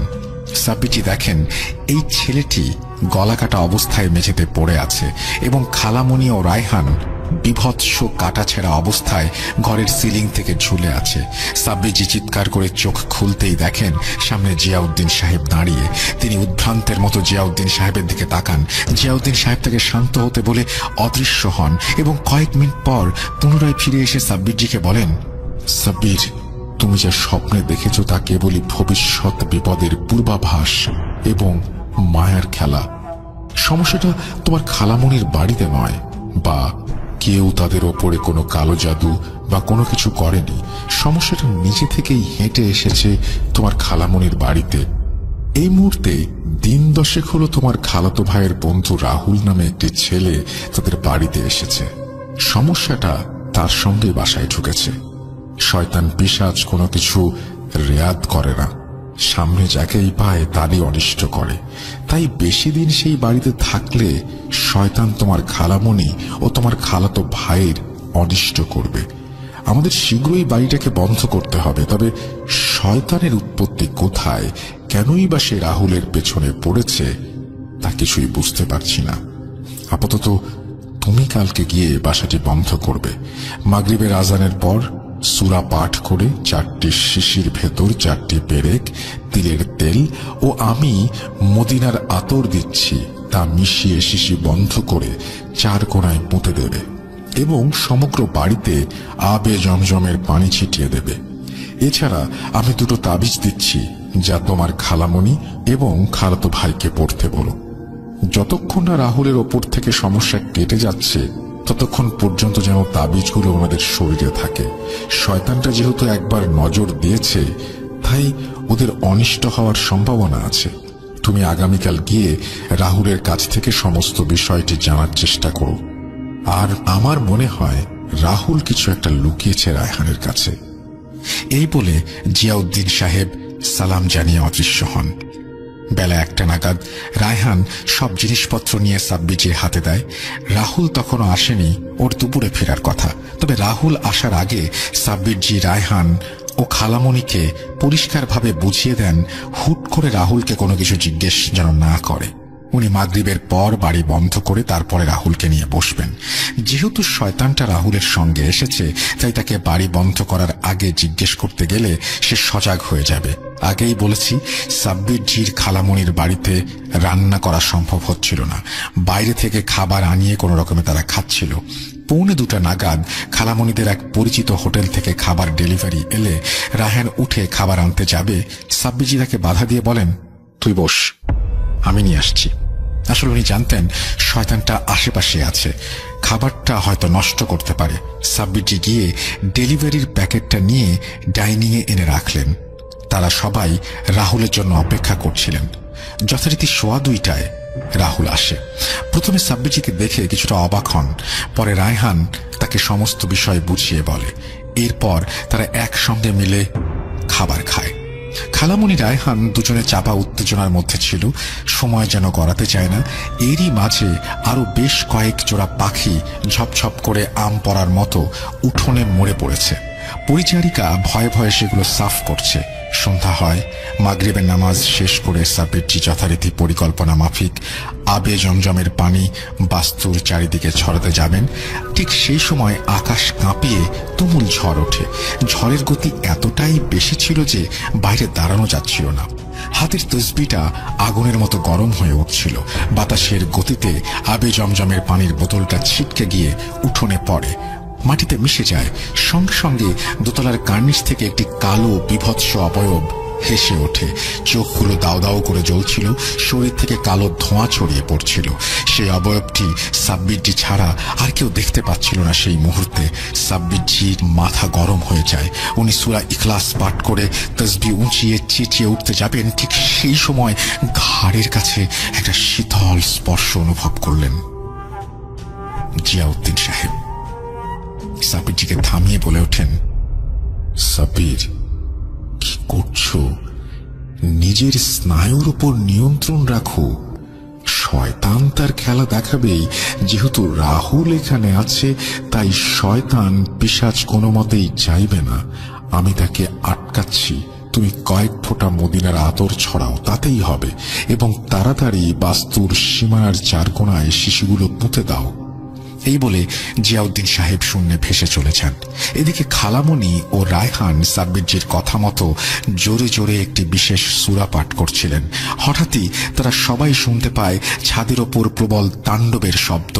সাব্বিরজি আর দেরি না করে রায়হানকে বলেন তাড়াতাড়ি শিশিগুলো দিতে। আগেই পরিচারক বাড়ির চার কোনায় 4টি গর্ত খুঁড়ে রেখেছিল। সাব্বিরজি সূরা পাঠ করতে করতে শিশিগুলো এক এক করে 4টি গর্তে পোঁতা মাত্রই ঝড়টা থেমে যায়। এখানে একটা কথা বলতে ভুলে গেছি। সাব্বিরজি বলেছিলেন ঝড়টা নাকি সেই মুহূর্তে শুধু বাস্তুর ভেতরেই হচ্ছিল। ল্যাম্পপোস্টের আলোয় বোঝা যাচ্ছিল বাইরে একটা পাতাও নড়েনি। ঝড় থেমে যেতে সাব্বিরজি, খালামণি, রায়হান ও রাহুল সবাইকে ভেতরে যেতে বলেন। উনি একটু বাদেই যাচ্ছেন। ওনারা ভেতরে যেতে জিয়াউদ্দিন সাহেব আসেন। ওনাকে বিধ্বস্ত দেখাচ্ছিল। উনি মানুষের মতো হাঁপাতে হাঁপাতে বলে ওঠেন, সাব্বির, এটি কোনো সাধারণ পিশাচ নয়। হিন্দু ধর্মের কোন কবিরাজ বা তান্ত্রিকের অনেক বছরের সাধনার ফল। এত সহজ হবে না এর সঙ্গে মোকাবেলা করা। আপাতত শয়তানটা এখান থেকে গেছে, কিন্তু আমি তাকে নিঃশেষ করতে পারিনি। আমিও ঠিক মতো পেরে উঠতে পারছিলাম না। আমি আমার জগতে যাচ্ছি, আরো কিছু বিষয় বুঝতে হবে। তুমি ততক্ষণে রাহুলের কাছ থেকে সমস্ত বিষয়টা শোনো। কিছু একটা আছে যেটা রাহুলই বলতে পারবে, সেখান থেকে হয়তো আমরা কোনো রাস্তা পাবো। এই বলে জিয়াউদ্দিন সাহেব বিদায় নেন। সাব্বিরজি বাড়ির ভেতর প্রবেশ করতেই দেখেন খালামণি, রায়হান, রাহুল 3 জনের ড্রয়িং রুমে বসে আছে।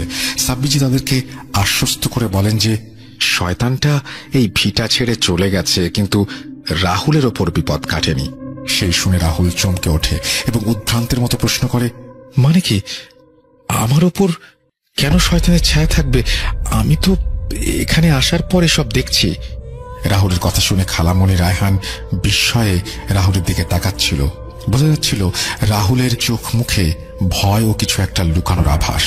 সাব্বিরজি রাহুলকে শান্ত হতে বলেন এবং ধীরে ধীরে বিষয়টা খুলে বলেন যে শয়তান তার পেছনে এসেছিল। কিছু একটা তাদের পরিবারের মধ্যে ঘটেছে যেটা রাহুল লুকিয়ে যাচ্ছে। সবকিছু শুনে এবারে রাহুল শান্ত হয়ে চুপচাপ সোফায় বসে পড়ে। রাহুল ধীর স্বরে বলতে শুরু করে, কোন শয়তান পিশাচের হাত আছে কিনা বলতে পারবো না, তবে লাস্ট 6 মাস ধরে কিছু জিনিস আমাদের পরিবারের মধ্যে ঘটে চলেছে যা খুবই দুঃখজনক এবং ভয়ঙ্কর। 6 মাস আগে আমার কাকা মারা যান। কাকার 2 মেয়ে রিয়া ও টিয়া। রিয়া এবছর মাধ্যমিক দিত, কিন্তু যা সব ঘটে চলেছে তাই এবছরও ড্রপ দেয়। 2 মাস আগে রিয়ার ছোট বোন টিয়া অস্বাভাবিকভাবে মারা যায়। পুলিশের পোস্টমর্টম রিপোর্ট অনুযায়ী কোনো আকস্মিক শকের কারণে টিয়ার হৃদস্পন্দন নাকি থেমে গিয়েছিল। আরো কিছু ইনসিডেন্ট ঘটেছে যা আপনাকে এবার সবটা খুলে বলি। আমার গ্রামের বাড়ি বোলপুরের কাছের গ্রামে। জমিদার না হলেও দাদুর আমল থেকে আমাদের বিষয় সম্পত্তি নেহাত কম নয়। মাঠে প্রায় 100 বিঘের মতো জমি, চালের কল, রেডিমেড গার্মেন্টস ব্যবসা বোলপুর শহর সহ বর্তমানেও। আমার বাবারা 2 ভাই ছিলেন, কোনো বোন নেই। আমার জন্মের 1 বছরের মাথায় গাড়ি দুর্ঘটনায় আমার মা বাবা দুজনেই মারা যান। দাদু ছিলেন না। তখন থেকেই আমি ঠাকুমার কাছেই বড় হই। পরে কাকিমা আসায় কাকিমা, কাকা আমাকে নিজের সন্তানের মতো মানুষ করেছেন। আমাদের বর্ধমানেও একটা বাড়ি আছে। আমি তখন ক্লাস 8-এ পড়ি। আমার পড়াশোনা ও ছোট ছোট বোন দুটোর ভালোভাবে লেখাপড়ার জন্য ঠাকুমা জোর করে আমাদের বর্ধমানে পাঠিয়ে দেন। তবে থেকে আমরা বর্ধমানে থাকি, 2 বোন, কাকিমা ও আমি। কাকা ঠাকুমার সাথে গ্রামেই থাকতেন, জমিজমা ও ব্যবসাপত্র দেখতেন। সপ্তাহে 2 দিন অবশ্য আমাদের সাথে থাকতেন বর্ধমানের ব্যবসা দেখার সুবাদে। বছর 2 হলো ঠাকুমা স্বাভাবিক বার্ধক্যজনিত কারণে মারা যান। ঠাকুমা মারা যাওয়ার পর জানতে পারি গ্রামের বাড়ির অর্ধেক অংশ, অর্ধেক জমি, চালের মিলের অর্ধেক ছাড়া বাকি অর্ধেক জমি সহ বর্ধমানের বাড়িটা ও রেডিমেড গার্মেন্টসের ব্যবসা ঠাকুমা আমার নামে করে দিয়েছেন। এতে অবশ্য কাকার কোনো আপত্তি ছিল না। তারা তো আমাকে নিজের ছেলের মতোই মানুষ করেছেন, আর তাদের নিজেদের কোনো ছেলেও ছিল না। ঠাকুমা মারা যাওয়ার পরেও কাকা গ্রামের বাড়িতেই থাকতেন। স্বাভাবিক নিয়মে সপ্তাহে 2 দিন 1 দিন বর্ধমানে এসে থাকতেন। সবকিছু ঠিকঠাক যাচ্ছিল। মাস 6 আগে অঘটনটা ঘটে। সেবার 2 বোনকে নিয়ে কাকিমা বিশ্বকর্মা পুজোর হপ্তাখানেক আগেই গ্রামের বাড়ি চলে যান। এখানে বলে রাখি, আমাদের গ্রামের বাড়িতে বিশ্বকর্মা পূজা থেকে মায়ের আগমনের ঘণ্টা বেজে যেত। ঠাকুর বানানোর শিল্পী সেদিন থেকেই মা দুর্গার প্রতিমা বানানো শুরু করত। কিছু কিছু আত্মীয় তো বিশ্বকর্মা পুজো থেকে আমাদের বাড়িতে থাকা শুরু করে দিত। সেই লক্ষ্মী পুজোর পর তাদের পা উঠত। বেশ ঘটা করে আমাদের গ্রামের বাড়িতে দুর্গাপূজা হয়। আমি সেবার কাকিমাদের সাথে যাইনি, কারণ আমার কিছু কোচিং ক্লাস ছিল। সবকিছু শেষ করে বিশ্বকর্মা পুজোর দিন যাব বলে ঠিক করি, কিন্তু এবছর কোনো পুজোই হয়নি। জীবনটা আমাদের পুরো বদলে গেছে। যাই হোক, সেদিন আমি সকাল সকাল বেরিয়ে যাই। বেলা 10টা নাগাদ যতক্ষণে গ্রামে পৌঁছাই ততক্ষণে যাওয়ার সময় খেয়াল করলাম যতই বাড়ির কাছাকাছি যাচ্ছি ততই লোকজনের ভিড় বাড়ছে। 2-1 জন পাড়া প্রতিবেশী আমাকে দেখে কান্নার স্বরে বলে উঠল, গাড়ি কি এসেছে? আমি হতবাক হয়ে যাই। কিসের গাড়ি? এরা সবাই কাঁদছে কেন? আর আমার বাড়ির সামনেই এত ভিড় কেন? বাড়ির গেটের কাছে আসার সাথে সাথেই পাড়ার একজন কাকা কাঁদতে কাঁদতে জিজ্ঞেস করে, গাড়ি এখনো পৌঁছয়নি? তুমি কি গাড়ির সঙ্গে এলে? বুকের ভেতরটা ঢিপ ঢিপ করছিল। আমি কিছুই বুঝতে পারছিলাম না। কিসের গাড়ির কথা বলছে সবাই, আর কোথা থেকেই বা আসবে গাড়ি? গেটে ঢুকতেই সব সন্দেহ দূর হয়ে যায়। দেখি পাড়ার জেঠিমা, ঠাকুমারা কাকিমার কাছে বসে মাথায় জল দিচ্ছে। বিশ্বকর্মা পুজো হওয়ার কথা ছিল, কিন্তু কোথায় পুজো? বাড়িটা মৃত্যুপুরীতে পরিণত হয়েছে। একজন কাকিমার শাখা পলা ভাঙতে ব্যস্ত। তার মানে কাকা নেই। কি হলো কিছুই বুঝতে পারছিলাম না, কাউকে জিজ্ঞেস করতেও পারছিলাম না। গলা শুকিয়ে আসছিল। ঠিক সেই সময় একটা অ্যাম্বুলেন্স আসে লাশ নিয়ে। পাড়ার একজন জেঠুর মুখ থেকে জানতে পারি কাকা নাকি গলায় দড়ি দিয়ে আত্মহত্যা করেছে। কিন্তু কিছুতেই বুঝে উঠতে পারছিলাম না কি এমন কারণ যার কারণে কাকা আত্মহত্যা করতে যাবে। কাকিমার সঙ্গে তো ভীষণ ভালো সম্পর্ক, আমাদের পরিবারে তো কোনো অশান্তি ছিল না। তাহলে কি এমন ঘটল? এই সব প্রশ্ন মাথায় ঘুরপাক খাচ্ছিল। অ্যাম্বুলেন্স থেকে বডি নামানোর সময় শিউরে উঠি। মানে কি বলবো, কাকার মুখের দিকে তাকানোই যাচ্ছিল না। একটা মানুষ রাতে মারা গেছে, বেলা 10টা 10:30 নাগাদ বডি কি করে এতটা পচে গলে যেতে পারে? শুধু আমিই না, যারাই দেখেছে তারাই ভয় পেয়েছে। 2-1 জন ভয়ে অজ্ঞান পর্যন্ত হয়ে গিয়েছিল। আমরা আর কেউ ভয়ে তাকাতে পারিনি। আমাদের বাড়ির একজন গুরুদেব আছেন, উনিও উপস্থিত ছিলেন। উনি লাশ দেখে হায় ঈশ্বর বলে চেঁচিয়ে ওঠেন এবং বিধান দেন তাড়াতাড়ি অন্ত্যেষ্টিক্রিয়া শেষ করে ঘাট কাজ শেষ করতে। যেহেতু আমার সকালে আসার কথা, তাই গুরুদেবই বারণ করেছিলেন রাতে আমাকে না জানাতে। আসলে বাবা মাকে যখন হারিয়েছি তখন আমার জ্ঞান পর্যন্ত হয়নি, তাই তাদের কথা কিছুই মনে নেই। জ্ঞান হবার পর থেকে কাকা কাকিমাকেই মা বাবা বলে জেনে এসেছি। পাছে রাতে জানতে পারলে একা বর্ধমানে যে কি করে বসতাম তাই বা কে জানে। বিকেলের মধ্যেই ঘাট কাজ শেষ হয়ে যায়। আমি মুখাগ্নি করি। এরপর গুরুদেব কাকিমাকে বলেন শ্রাদ্ধক্রিয়া শেষ করে তাড়াতাড়ি যেন বাচ্চা কাচ্চা নিয়ে কাকিমা বর্ধমানে চলে যান। কিছু একটা কাকার সঙ্গে ঘটেছে, তবে সেটা যে কোনো শয়তানি শক্তি তা গুরুদেব তখনও খুঁজে উঠতে পারেননি। কাকিমা সেসবে বিশ্বাস করতেন না, তবুও গুরুদেবের কথা অমান্য করেন কিভাবে? আমাদের বাড়িতে আজ পর্যন্ত কেউ করেনি। কাকিমা সম্মতি জানান। এমনিতেই অশৌচ বাড়ি, তাও পুজো হবে না বাড়িতে, সুতরাং থাকারও কোনো দরকার নেই। গুরুদেবের কথা মতো আমরা 13 দিনের মাথায় শ্রাদ্ধ শান্তি সম্পন্ন করে সবাই মিলে বর্ধমানের বাড়িতে চলে আসি। আমাদের একজন বিশ্বস্ত পরিচারক আছেন, হরিহর কাকা। উনি চাষবাস দেখাশোনা করেন এবং মিলের ম্যানেজার সময় মতো বর্ধমানে এসে হিসাব বুঝিয়ে দিয়ে যান। সেই 13 দিনে তেমন কিছু না ঘটলেও টুকটাক আওয়াজ, ঘরে নতুন কোনো বাল্ব কিনলে সেটা ফিউজ হয়ে যাওয়া, অন্ধকারে কাউকে দাঁড়িয়ে থাকতে দেখা, এরকম টুকিটাকি উপলব্ধি আমি করেছিলাম। গুরুদেব বলেছিলেন, শ্রাদ্ধ শান্তি না হওয়া পর্যন্ত অপঘাতে মৃত বাড়িতে এরকম অল্প বিস্তর হতেই পারে। কিন্তু টিয়া খুবই ভয় পেয়েছিল। বর্ধমানে ফেরার পরও তার সেই ভয় কাটেনি। হসপিটালে অ্যাডমিটের আগে পর্যন্ত টিয়া নাকি অনেক রকম অলৌকিক ঘটনার সম্মুখীন হয়, যা আমি পরবর্তীতে কাকিমার মুখ থেকে শুনি। টিয়ার হসপিটাল থেকে ফেরেনি।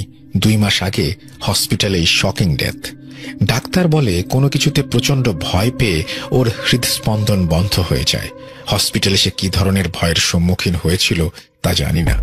হসপিটালে আমিও কিছু ঘটনার সম্মুখীন হয়েছিলাম, তবে তার আগে কাকিমার কাছ থেকে যা শুনেছি সেটা আপনাদের বলি। কাকিমা বলে, বোলপুর থেকে ফেরার পর টিয়া সারাক্ষণ নাকি বিড়বিড় করে কি সব বলতো। একাই বসে থাকতো, কাকিমাকে সারাক্ষণ বলতো তাকে নাকি বাবা নিতে এসেছে। একদিন নাকি স্বপ্নে দেখে দাউ দাউ করে আগুন জ্বলছে, সেই আগুনের ভেতর থেকে একটি ঝলসে যাওয়া মানুষের মতো অবয়ব বেরিয়ে এসে টিয়ার কাছে আসতে সে দেখে অবয়বটি ধীরে ধীরে তার বাবার মূর্তি নিচ্ছে। চামড়াগুলো গলে খুলে পড়ছে, হাড় দেখা যাচ্ছিল। অবয়বটি টিয়াকে ইশারায় বলছিল যে সে টিয়াকে সঙ্গে নিয়ে যাবে। টিয়া চিৎকার দিয়ে ঘুম থেকে উঠে পড়ে। তারপর থেকে ও আর রিয়ার কাছে ঘুমাতো না, নিচতলায় কাকিমার কাছে ঘুমাতো। দোতলায় 3টি রুমের মধ্যে একটিতে আমি ঘুমাতাম। একদিন পড়াশোনা শেষ করে শুতে একটু দেরি হয়ে গিয়েছিল। রাত তখন প্রায় 1:15টার মতো বাজে। হঠাৎই নিচতলায় সিঁড়ির থেকে হাসির শব্দ ভেসে আসে, যেন কোনো বাচ্চা হাসছে। এত রাতে কে হাসছে? বাচ্চা বলতে তো শুধু এই টিয়া এই বাড়িতে। এত রাতে টিয়া সিঁড়িতে কি করছে এই ভেবে তড়িঘড়ি করে উঠে ঘর থেকে বেরিয়ে সবে সিঁড়িতে পা রাখবো, নজর যায় সিঁড়ির নিচে। দেখি টিয়া কারোর সঙ্গে কথা বলছে, কিন্তু অপর পাশে কে ঠিক বুঝে উঠতে পারছিলাম না। টিয়া কাউকে বারবার মানা করছে যাবে না। পাশের দেওয়ালে সিঁড়ির লাইটের সুইচ ছিল। আলোটা জ্বালতেই একটি অঘটন ঘটে যায়। আমি স্পষ্ট দেখেছি কেউ আচমকাই হ্যাচকা টান মারে টিয়াকে। টিয়া গড়িয়ে সিঁড়ি থেকে নিচতলায় গিয়ে পড়ে। আমি চিৎকার করে সঙ্গে সঙ্গে পরিচারক, রিয়া, কাকিমাকে ডাক দিতে যাব এবং সেই জন্য দৌড়ে নিচে নামি। আমার চিৎকারে তারাও বেরিয়ে আসে। নিচে গিয়ে দেখি টিয়া অজ্ঞান হয়ে মেঝেতে পড়ে আছে। মাথা ফেটে গেছে, ওর চোট লেগেছে। সঙ্গে সঙ্গে সেই রাতে আমরা টিয়াকে হাসপাতালে নিয়ে যাই। রাতটুকু অবজারভেশনে রেখে ভোর ভোর টিয়ার অপারেশন হয়। অদ্ভুতভাবে 2টো পাই ভেঙে গিয়েছিল। ওটুকু সিঁড়ি থেকে পড়লে কিভাবে 2টো পা ভাঙে জানি না। মাথাও ফেটে গিয়েছিল, সেখানে 6টা স্টিচ পড়ে। কাকিমা ভীষণ কান্নাকাটি করছিলেন। হাসপাতালের ব্যাপার, তাই সারাদিন কাকিমা থাকলেও রাতে কাকিমাকে বাড়িতে পাঠিয়ে দেই। আশ্বস্ত করে বলি আমি থাকবো রাতে। সেই মতো আমি রাতে হসপিটালে থাকি এবং পারমিশন নিয়ে করিডোরে একটা বেঞ্চে বসে থাকি। রাত তখন কটা খেয়াল নেই, আন্দাজ 2:15-2:30 হবে। হঠাৎই 3 তলা থেকে বিকট চিৎকারের শব্দ পাই। আমরা 4 তলায় ছিলাম। গভীর রাত, হসপিটাল পুরো নিস্তব্ধ, কিন্তু কার চিৎকার ভেসে আসতে পারে? মনের অজান্তেই কৌতূহলী হয়ে এক পা করে সিঁড়ি দিয়ে নেমে নিচ তলায় যাই, অর্থাৎ 3 তলায়। দেখি দূরে কোণার কাছে লাইটটা অদ্ভুতভাবে দপদপ করছে।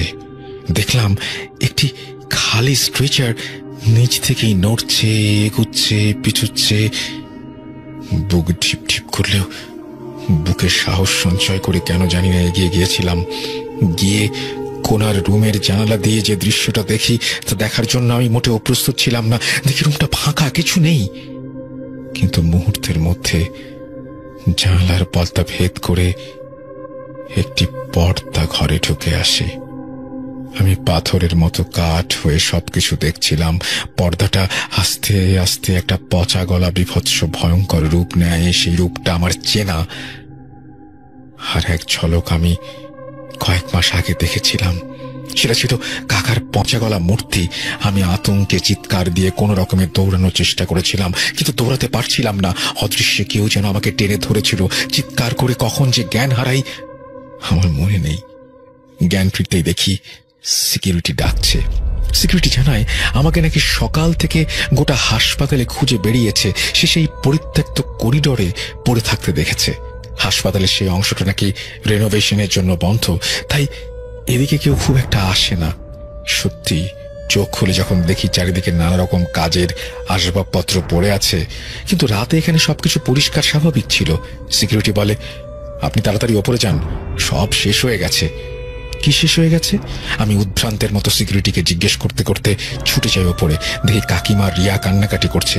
রিয়ার মামাও ছিলেন। তিনি বললেন যে সব শেষ, টিয়ার নেই।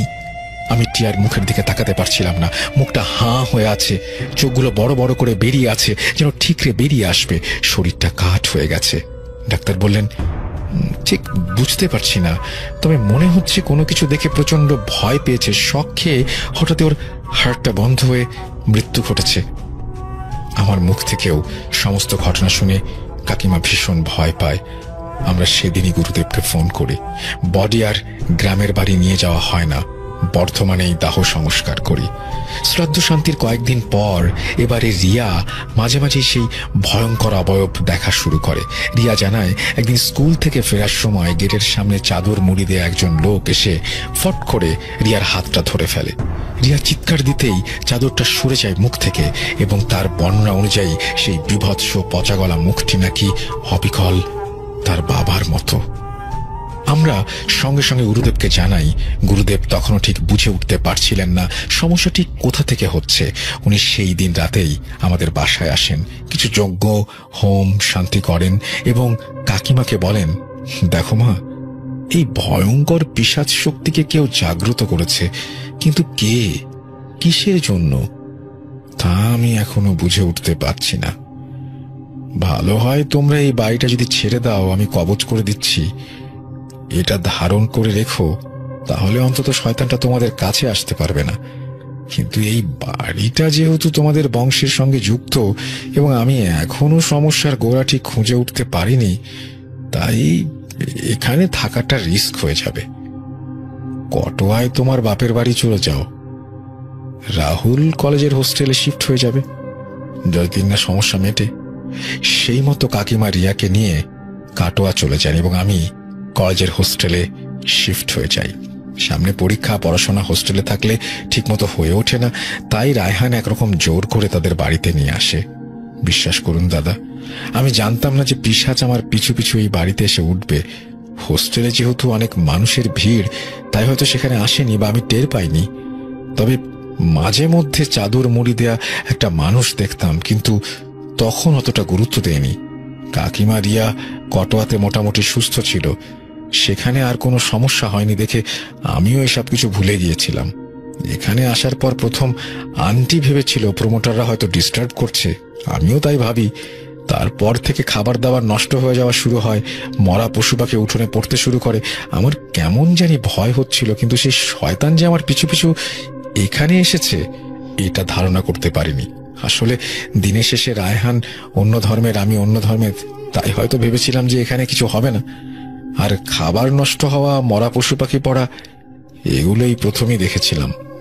এর আগে আমাদের বাড়িতে এরকম কিছু হয়নি। এরপর যা হয়েছে বাকিটা তো আপনি জানেন। এই বলে রাহুল থামে। সাব্বিরজি রাহুলকে আশ্বস্ত করেন, বলেন, ইনশাল্লাহ আল্লাহ চাইলে সবকিছু ঠিক হয়ে যাবে। শয়তানটা কখনো জয়ী হয় না, সাময়িক শক্তি দেখালেও কখনো পেরে উঠতে পারে না। সে তোমার ধর্মেই হোক বা আমার ধর্মেই হোক, শয়তান শয়তানি। তুমি কোনো চিন্তা করো না, আমি কালই তোমাদের বর্ধমানের বাড়িতে একবার যেতে চাই। এরপর রাহুল, রায়হান ছুটে চলে যায়। সাব্বিরজিও খালামণিকে আশ্বস্ত করে গেস্ট রুমে চলে যান। হঠাৎই কনকনে ঠান্ডা হাওয়ায় সাব্বিরজি চমকে উঠে দেখেন গাড়িটা সবেগে ছুটে চলেছে ঘন জঙ্গল মাঠঘাটের বুক চিরে। পাশে একজন তান্ত্রিক গোছের মানুষ বসে, উনি ইশারায় সাব্বিরজিকে রাস্তা দেখিয়ে চলেছেন। সাব্বিরজি নিজেই গাড়ি চালাচ্ছিলেন। তিনি অবাক হয়ে দেখছিলেন, মাঝে মাঝে তান্ত্রিকটা তার দিকে তাকিয়ে গম্ভীর স্বরে বলছে, আমাদের ভোররাত্রির মধ্যেই তারাপীঠে পৌঁছাতে হবে, তবেই রাহুলের পরিবারকে বাঁচানো যাবে। দেরি করো না, গাড়ি ছোটাও সাব্বির। সাব্বিরজি কেমন যেন কিছু বলতে গিয়েও বলতে পারলেন না। গাড়ি যেন আপনা হতেই ছুটে চলেছে। খানিক বাদে তান্ত্রিক জানায় যে আর অল্প কিছুক্ষণের মধ্যেই বোলপুর আসবে। অজয় নদীর ব্রিজটা ক্রস করার পর গাড়িটা হঠাৎই থেমে যায়। সাব্বিজি দেখেন সামনের বনেট থেকে ধোঁয়া বের হচ্ছে। কিন্তু এমন কেন ঘটলো? গাড়ি তো বেশ চাঙ্গাই ছিল, রিসেন্টলি সার্ভিসিং করানো হয়েছে। সাব্বিজি মনে মনে বলে উঠলেন। গাড়ি থেকে নেমে বনেট খুলতেই বোঝা গেল গাড়ির ইঞ্জিন কোনোভাবে খারাপ হয়ে গেছে। বোলপুর আসতে এখনো কয়েক কিলোমিটার বাকি, সেখানে পৌঁছালে হয়তো কোনো গাড়ির ব্যবস্থা করা যাবে। এই বলে তারা বোলপুরের দিকে পা বাড়াবেন, ঠিক সেই সময় লক্ষ্য করলেন একটি গাড়ি পেছনের দিক থেকে আসছে। সাব্বিজি গাড়িটি থামাতে হাত বাড়ান। এমন সময় উপলব্ধি করলেন তান্ত্রিক হঠাৎই তাকে পেছন থেকে ঠেলে ধরেছে, আর একটু হলেই গাড়িটা চাপা দিত। সাব্বিজি প্রাণপণে নিজেকে ছাড়াতে চেষ্টা করছিলেন, কিন্তু পারলেন না। শ্বাস প্রশ্বাস ক্রমশ রোধ হয়ে আসছিল। ঠিক সেই সময় পকেটে তসবিটা গরম হতে থাকে, সেই সঙ্গে পেছনে হুটুপুটির শব্দ, তারপর শীতল একটা স্পর্শ। মুহূর্তের মধ্যে শান্তি ফিরে আসে, ঘুমটা ভেঙে যায়। দেখেন সামনে জিয়াউদ্দিন সাহেব দাঁড়িয়ে। সাব্বিজি কিছু বলে ওঠার আগেই তিনি বলেন, সাব্বির, এই শয়তান হিন্দু ধর্মের এক শক্তিশালী পিশাচ, যার ক্ষমতা সম্পর্কে আমাদের কোনো ধারণা নেই। সে তোমাকে বিভ্রান্ত করতে তার মায়া খেলা দেখানো শুরু করেছে। স্বপ্নের মধ্যে তোমাকে ক্ষতি করার চেষ্টা করছে। আল্লাহর রহমতে তুমি বেঁচে গেছো। চলো এখন অজু করে আসি, ফজরের নামাজ আদায় করো, ইনশাআল্লাহ সকালে তুমি রাহুলের বাড়িতে যাবে। দেখো কি হয়, চিন্তা করো না, একটা কিছু ব্যবস্থা হবে। এরপর ওনারা দুজন অজু করে ফজরের নামাজ আদায় করেন। সকাল সকাল আর দেরি না করে নাস্তা সেরে রাহুল ও রায়হানকে নিয়ে সাব্বিরজি রাহুলের বর্ধমানের বাড়ির উদ্দেশ্যে রওনা দেন। পথে যাওয়ার সময় রাহুলের হাতেও রায়হানের মতো একটি তাবিজ বেঁধে দেন, যেটা সকালে জিয়াউদ্দিন সাহেব দিয়ে গিয়েছিলেন। মিনিট 20 মধ্যেই তারা রাহুলের বাড়িতে পৌঁছে যান। বিপদের আশঙ্কা ভেবে সাব্বিরজি রাহুল ও রায়হানকে বাড়ির সীমানার বাইরে রেখে নিজেই ভেতরে প্রবেশ করেন। পরিচারক এসে আগেই তালা খুলে গিয়েছিল। রাহুলরা বাড়ি ছাড়ার পর তারা কোনো রকম দিনের বেলায় এসে সাফাই করে চলে যায়। ঘরের ভেতর চারিদিকে নিস্তব্ধতা বিরাজ করছিল, যেন একটা পিন পড়লেও তার শব্দ শোনা যাবে। সাব্বিরজি কয়েক মিনিট নিচ তলায় এদিক ওদিক দেখার পর হঠাৎই দোতলার দিকে ঢপ ঢপ শব্দ শুনতে পান। তিনি পরিষ্কার জানতেন এই বাড়িতে কেউ নেই। তাহলে শব্দ করছে কে? ড্রয়িং রুমের ভেতর থেকে গোল করে সিঁড়িটা উপরে উঠে গেছে। দোতলার করিডোরের দিকে তাকাতেই মনে হলো কেউ যেন সরে গেল। ওপরে যেতেই মুহূর্তের জন্য সাব্বিরজি ঘাবড়ে যান। দোতলার মেঝেতে ছড়িয়ে ছিটিয়ে রক্তের ছোপ ছোপ দাগ, যেন একটি বাচ্চা ছেলে রক্ত মাখা পায়ে দৌড়াদৌড়ি করেছে। তিনি জানতেন শয়তান তার মায়া খেলা দেখানো শুরু করেছে। সঙ্গে সঙ্গে তসবিটা আঙুলে জড়িয়ে নেন। জিয়াউদ্দিন সাহেবের কথা মতো একটি বিশেষ সূরা পাঠ করে এক পা করে করিডোরে এগোনোর সময় হঠাৎই ফুসফুস করে কারোর আওয়াজ শুনতে পেলেন। মনে হচ্ছে কেউ কথা বলছে। সেদিকে অনুসরণ করে তাকাতেই আচমকাই দেয়ালের 3টি ফটো ফ্রেম নিচে থেকেই নিচে পড়ে চুরমার হয়ে যায়। রাহুলের কথা মতো যে রুমে রিয়া এবং টিয়া থাকতো, সাব্বিরজি সেদিকে গেলেন। দরজাটা ভেজানো ছিল, অথচ কোনো মতেই ধাক্কা দিয়ে দরজাটা খুলছিল না। শেষে সাব্বিরজি জোরে জোরে কিছু সূরা পড়তে পড়তে তসবিহটা দরজায় ঠেকানো মাত্রই শটান দরজা খুলে যায়। দেখেন মেঝের ওপর গোল চক্র করে তার ওপর কিছু আঁকা আছে। সাব্বিরজি রুমের ভেতরে পা রাখবেন, সেই সময় পেছনে আবারও বাচ্চা শিশুর হাসির শব্দ শুনতে পান। পেছনে ঘুরতেই বিভৎস অবয়বটা দাঁড়িয়ে মুচকি মুচকি হাসছে। কুৎসিত পচা গলা মুখ থেকে কালচে রক্ত চুইয়ে চুইয়ে মেঝেতে পড়ছে এবং ফোটায় ফোটায় পড়ছে। এর আগে পর্যন্ত সাব্বিরজি অনেক শয়তান পিশাচ জিনের সম্মুখীন হয়েছেন, কিন্তু সেদিন কেমন যেন তিনি বুকের মধ্যে হালকা কম্পন অনুভব করেছিলেন। শরীরটা অবশ হয়ে আসছিল। সাব্বিরজি দেয়াল ধরে পাশের একটি চেয়ারে বসে পড়েন। তসবিহটি গুটিয়ে কোনো রকমের সূরা পড়ে শয়তানটার দিকে উঁচিয়ে ধরতেই মুহূর্তের জন্য অবয়বটা অদৃশ্য হয়ে যায়। কিন্তু সাব্বিরজি মুহূর্তে চেয়ার ছেড়ে উঠতে পারছিলেন না। আল্লাহর নাম নিয়ে মুমূর্ষু অবস্থায় কিছুক্ষণ বসে থাকলেন। খানিক বাদে করিডোরে কিছু মানুষের কথোপকথন শুনে চোখ মিলে শিউরে ওঠেন সাব্বিরজি। তিনি বুঝতে পারছিলেন যা কিছু সামনে ঘটছে তার সবই মায়ার খেলা, তবুও সেই ভয়ঙ্কর দৃশ্য দেখার মতো নয়। সাব্বিরজি দেখেন একে একে রাহুল, একজন মহিলা, একজন কিশোরী, সম্ভবত রাহুলের কাকিমা ও বোন রিয়া একসঙ্গে গলায় ফাঁস লাগিয়ে ঝরে পড়ল। সাব্বিরজি চিৎকার করতে গিয়েও চিৎকার করতে পারছিলেন না। ঠিক সেই সময় জিয়াউদ্দিন সাহেব পেছন থেকে ধীর স্বরে তাকে ডেকে টেনে সোজা নিচে নিয়ে আসেন এবং সঙ্গে সঙ্গে তারা সেই বাড়ি থেকে বেরিয়ে আসেন। বেরোনোর সময় জিয়াউদ্দিন সাহেব বলেন, শয়তানটা তোমাকে বশ করার চেষ্টা করছিল। আমি বুঝে উঠতে পারছি না এই শক্তিকে কিভাবে দমন করা যাবে। তবে যারা বা যে এই শক্তিকে পাঠিয়েছে তারা রাহুলের বংশকে নির্বংশ করতে চায়। এর ক্ষমতা অপরিসীম। এক্ষুনি এখান থেকে চলে যাও, রাতে কথা হবে। সাব্বিরজিকে বিধ্বস্ত অবস্থায় বাইরে বেরিয়ে আসতে দেখে রাহুল রায়হান চিন্তায় পড়ে যায়। কি হয়েছে জানতে চাইলে, ও কিছু না বলে সাব্বিরজি তাদেরকে নিয়ে খালামণির বাড়ির উদ্দেশ্যে রওনা দেন। রাহুলের বাড়ি থেকে চলে আসার সময় সাব্বিরজি একবার ঘাড় ঘুরিয়ে পেছন দিকে তাকিয়েছিলেন। তিনি দেখেন শয়তানটা বারান্দায় দাঁড়িয়ে হাসছে। পাড়ার গলিটা পেরিয়ে ডান দিকে মেইন রাস্তায় উঠবেন, ঠিক সেই সময় হাত 25 দূরে কেউ যেন রাহুলকে ডাক দিল। হাত 20-25 দূরে হলেও জটাধারী লোকটিকে সাব্বিরজির কেমন যেন চেনা চেনা মনে হচ্ছিল। কোথায় যেন তিনি দেখেছেন, কিন্তু ঠিক বুঝে ওঠার আগেই রাহুল বলে, ওনাদের গুরুদেব। কাছে গিয়ে পরিচয় করাতে সাব্বিরজি চমকে ওঠেন। মনে পড়ে যায় তিনি বলতে যাবেন, তার আগে গম্ভীর স্বরে সেই গুরুদেব বলে ওঠেন, এখন না, আমি রাহুলকে নিয়ে মন্দিরে যাচ্ছি, বিকেলে আপনাদের বাড়ি গিয়ে কথা হবে। আরো কিছু বলার আগেই রাশভারী লোকটা রাহুলের হাত ধরে ওখান থেকে নিয়ে চলে যায়। রাহুলও কিছু বলতে পারে না। সাব্বিরজির কেমন একটা অস্বস্তি হচ্ছিল। জিয়াউদ্দিন সাহেব ঠিক করে সমস্যাটা সামলাতে পারছেন না। কি করে এই সমস্যার সমাধান হবে তিনি নিজেও বুঝতে পারছিলেন না। উল্টো দিকে হাঁটতে হাঁটতে মনে হলো সাব্বিরজি একবার ঘুরে রাহুলের দিকে তাকাবেন, এবং সেটা তিনি করতেই দেখেন ওই বয়স্ক গুরুদেবও সেই মুহূর্তে তার দিকে ঘাড় ঘুরিয়ে তাকিয়েছে। সেই চাহনিতে কেমন একটা অস্বস্তি ছিল। রাস্তায় তেমন কিছু কথা হয়নি রায়হানের সঙ্গে। তারা বাড়ি ফিরে আসেন। দুপুরে খাওয়া দাওয়া শেষ করে সাব্বিরজি পায়চারি করছিলেন। মন কিছুতেই শান্ত হচ্ছিল না। রাহুল ফোন ধরছে না, কি যে হচ্ছে কিছুই বোঝা যাচ্ছে না। এদিকে খালামণির বাসায় ফিরে সাব্বিরজি বার কয়েক জিয়াউদ্দিন সাহেবকে স্মরণ করেছেন, কিন্তু তিনিও সেই মুহূর্তে আসছিলেন না। বিকেলে কলিং বেলটা বাজতেই সবাই জিজ্ঞাসু দৃষ্টিতে দরজার দিকে তাকান। দেখেন সকালে সেই জটাধারী বয়স্ক রক্তাম্বর পাঞ্জাবি ধারণকারী ব্যক্তিটি দাঁড়িয়ে। নমস্কার জানিয়ে ভেতরে আসার অনুমতি চাইতে সাব্বিরজি আপ্যায়ন করে ওনাকে ভেতরে নিয়ে আসেন, কিন্তু মনটা তখনও উদ্বিগ্ন হয়ে আছে। রাহুল নেই। বয়স্ক মানুষটি কিছু বলে ওঠার আগেই সাব্বিরজি জিজ্ঞেস করেন, রাহুল কোথায়?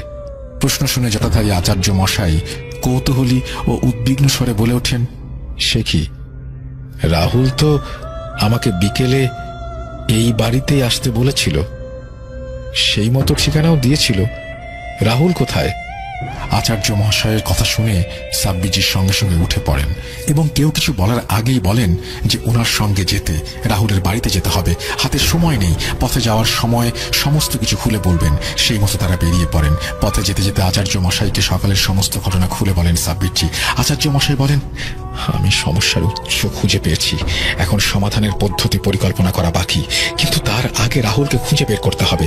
শয়তান পিশাচের মায়া যখন তার বংশের ওপর, তখন রাহুলকে শয়তানটা তুলে নিয়ে গিয়ে তাদের বাড়িতেই কোথাও রেখেছে। দেরি না করে সোজা রাহুলের বাড়িতে পৌঁছান তারা। তখন সন্ধ্যা হয়ে এসেছে। রাস্তাঘাটে ল্যাম্পপোস্টের লাইট, আশেপাশে বাড়ির লাইট জ্বললেও রাহুলদের বাড়িতে কোনো লাইট ছিল না। যেন মৃত্যুপুরীর মতো দেখাচ্ছিল বাড়িটাকে। রেলিংয়ের গেটটা খুলে ভেতরে ঢুকতেই তারা দেখেন ছাদ থেকে রাহুলের আর্তনাদ ভেসে আসছে। সঙ্গে সঙ্গে সাব্বিরজি ছুটে ভেতরে প্রবেশ করেন। ভেতরে প্রবেশ করতেই একটি অদ্ভুত জিনিস সবার চোখে পড়ে। ড্রয়িং রুমে রক্ত দিয়ে গোলাকার গণ্ডি এবং তার ভেতরে তারা চিহ্ন আঁকা দেখে আচার্য মশাই চেঁচিয়ে ওঠেন, হায় ঈশ্বর, এ তো মৃত্যু চক্র। আর দেরি না করে সবাই ছুটে যান ছাদে। গিয়ে দেখে রাহুল দেয়ালের মধ্যে সেঁটে আছে ঝুলন্ত অবস্থায়, যেন মনে হচ্ছে কেউ তাকে দেয়ালে টাঙিয়ে দিয়েছে। ওরা ছাদে পৌঁছানোর সাথে সাথেই সাব্বিরজি মদিনার আতর তার উপর ছিটিয়ে দেন। সঙ্গে সঙ্গে রাহুল সকালের সেই ফটো ফ্রেমের মতোই দেয়াল থেকে খসে পড়ে মেঝেতে, এবং তার ভেতর থেকে একটি কালো ধোঁয়ার মতো কিছু একটা মিলিয়ে যায় অন্ধকারে। আচার্য মশাই সমানে মন্ত্র পড়ে যাচ্ছিলেন। এরপর রাহুলকে ধরাধরি করে সবাই খালামণির বাড়ি নিয়ে আসে। রাত 9:15 নাগাদ রাহুলের জ্ঞান ফেরে। জ্ঞান ফিরতে রাহুল আতঙ্কে কাঁপতে কাঁপতে বলে, গুরুদেব, আমাকে ডেকে নিয়ে বাড়ির সীমানায় ঢোকার পর আমার আর কিছু মনে ছিল না। জ্ঞান ফিরতে দেখে আমি শূন্যে দেয়ালে ঝুলে আছি। কাকারূপী পচা গলা অবয়বটা বিদঘুটি টাইপের হাসি দিচ্ছিল আর বলে বেড়াচ্ছিল, আজ নাকি আমার শেষ দিন। আমি সেটা শুনে আর্তনাদ করে উঠি। তারপর তোমরা উপরে আসো। সাব্বিরজি শুনে চিন্তায় পড়ে যান। কি করে সুরাহা করবেন কিছুই বুঝে উঠতে পারছিলেন না। সেই সময় রাহুলের গুরুদেব আচার্য মশাই বলেন, এই শয়তানকে পাঠিয়েছে তা আমি বের করতে পেরেছি, সে বিষয়ে পরে বলছি। এখন এই শয়তানটাকে কিভাবে শেষ করব সেটা ভাবা দরকার। সমস্যা হয়ে দাঁড়িয়েছে, এই শয়তানটাকে পাঠিয়েছে বা যার নির্দেশে এই শয়তানটি এসেছে তারা আর এই পৃথিবীতে নেই। তাই শয়তানটাকে মুক্ত করা বা সেই মৃত্যুগণ্ডি ফাঁদ থেকে মুক্ত করার পদ্ধতিও বেশ জটিল। আমাকে তারাপীঠ গিয়ে একটি বিশেষ যজ্ঞানুষ্ঠান করতে হবে, তবে আমি একা পেরে উঠতে পারবো না। সাব্বির, আপনাকেও এই বিষয়ে আমাকে সাহায্য করতে হবে। ততক্ষণে আর এক দফা চা সরবরাহ করা হয়ে গেছে। চায়ে চুমুক দিয়ে সাব্বিরজি আচার্য মশাইকে গত রাতের স্বপ্নের কথা বলতে যাবেন, তার আগে আচার্য মশাই বলে উঠলেন, দেখুন সাব্বির, পরমেশ্বর এক ও অদ্বৈতম। তিনি আপনার মহান আল্লাহ, আমার ঈশ্বর। আপনি যেরকম তার উপাসনা করেন, আমিও দীর্ঘ 50 বছর ধরে উপাসনায় আছি।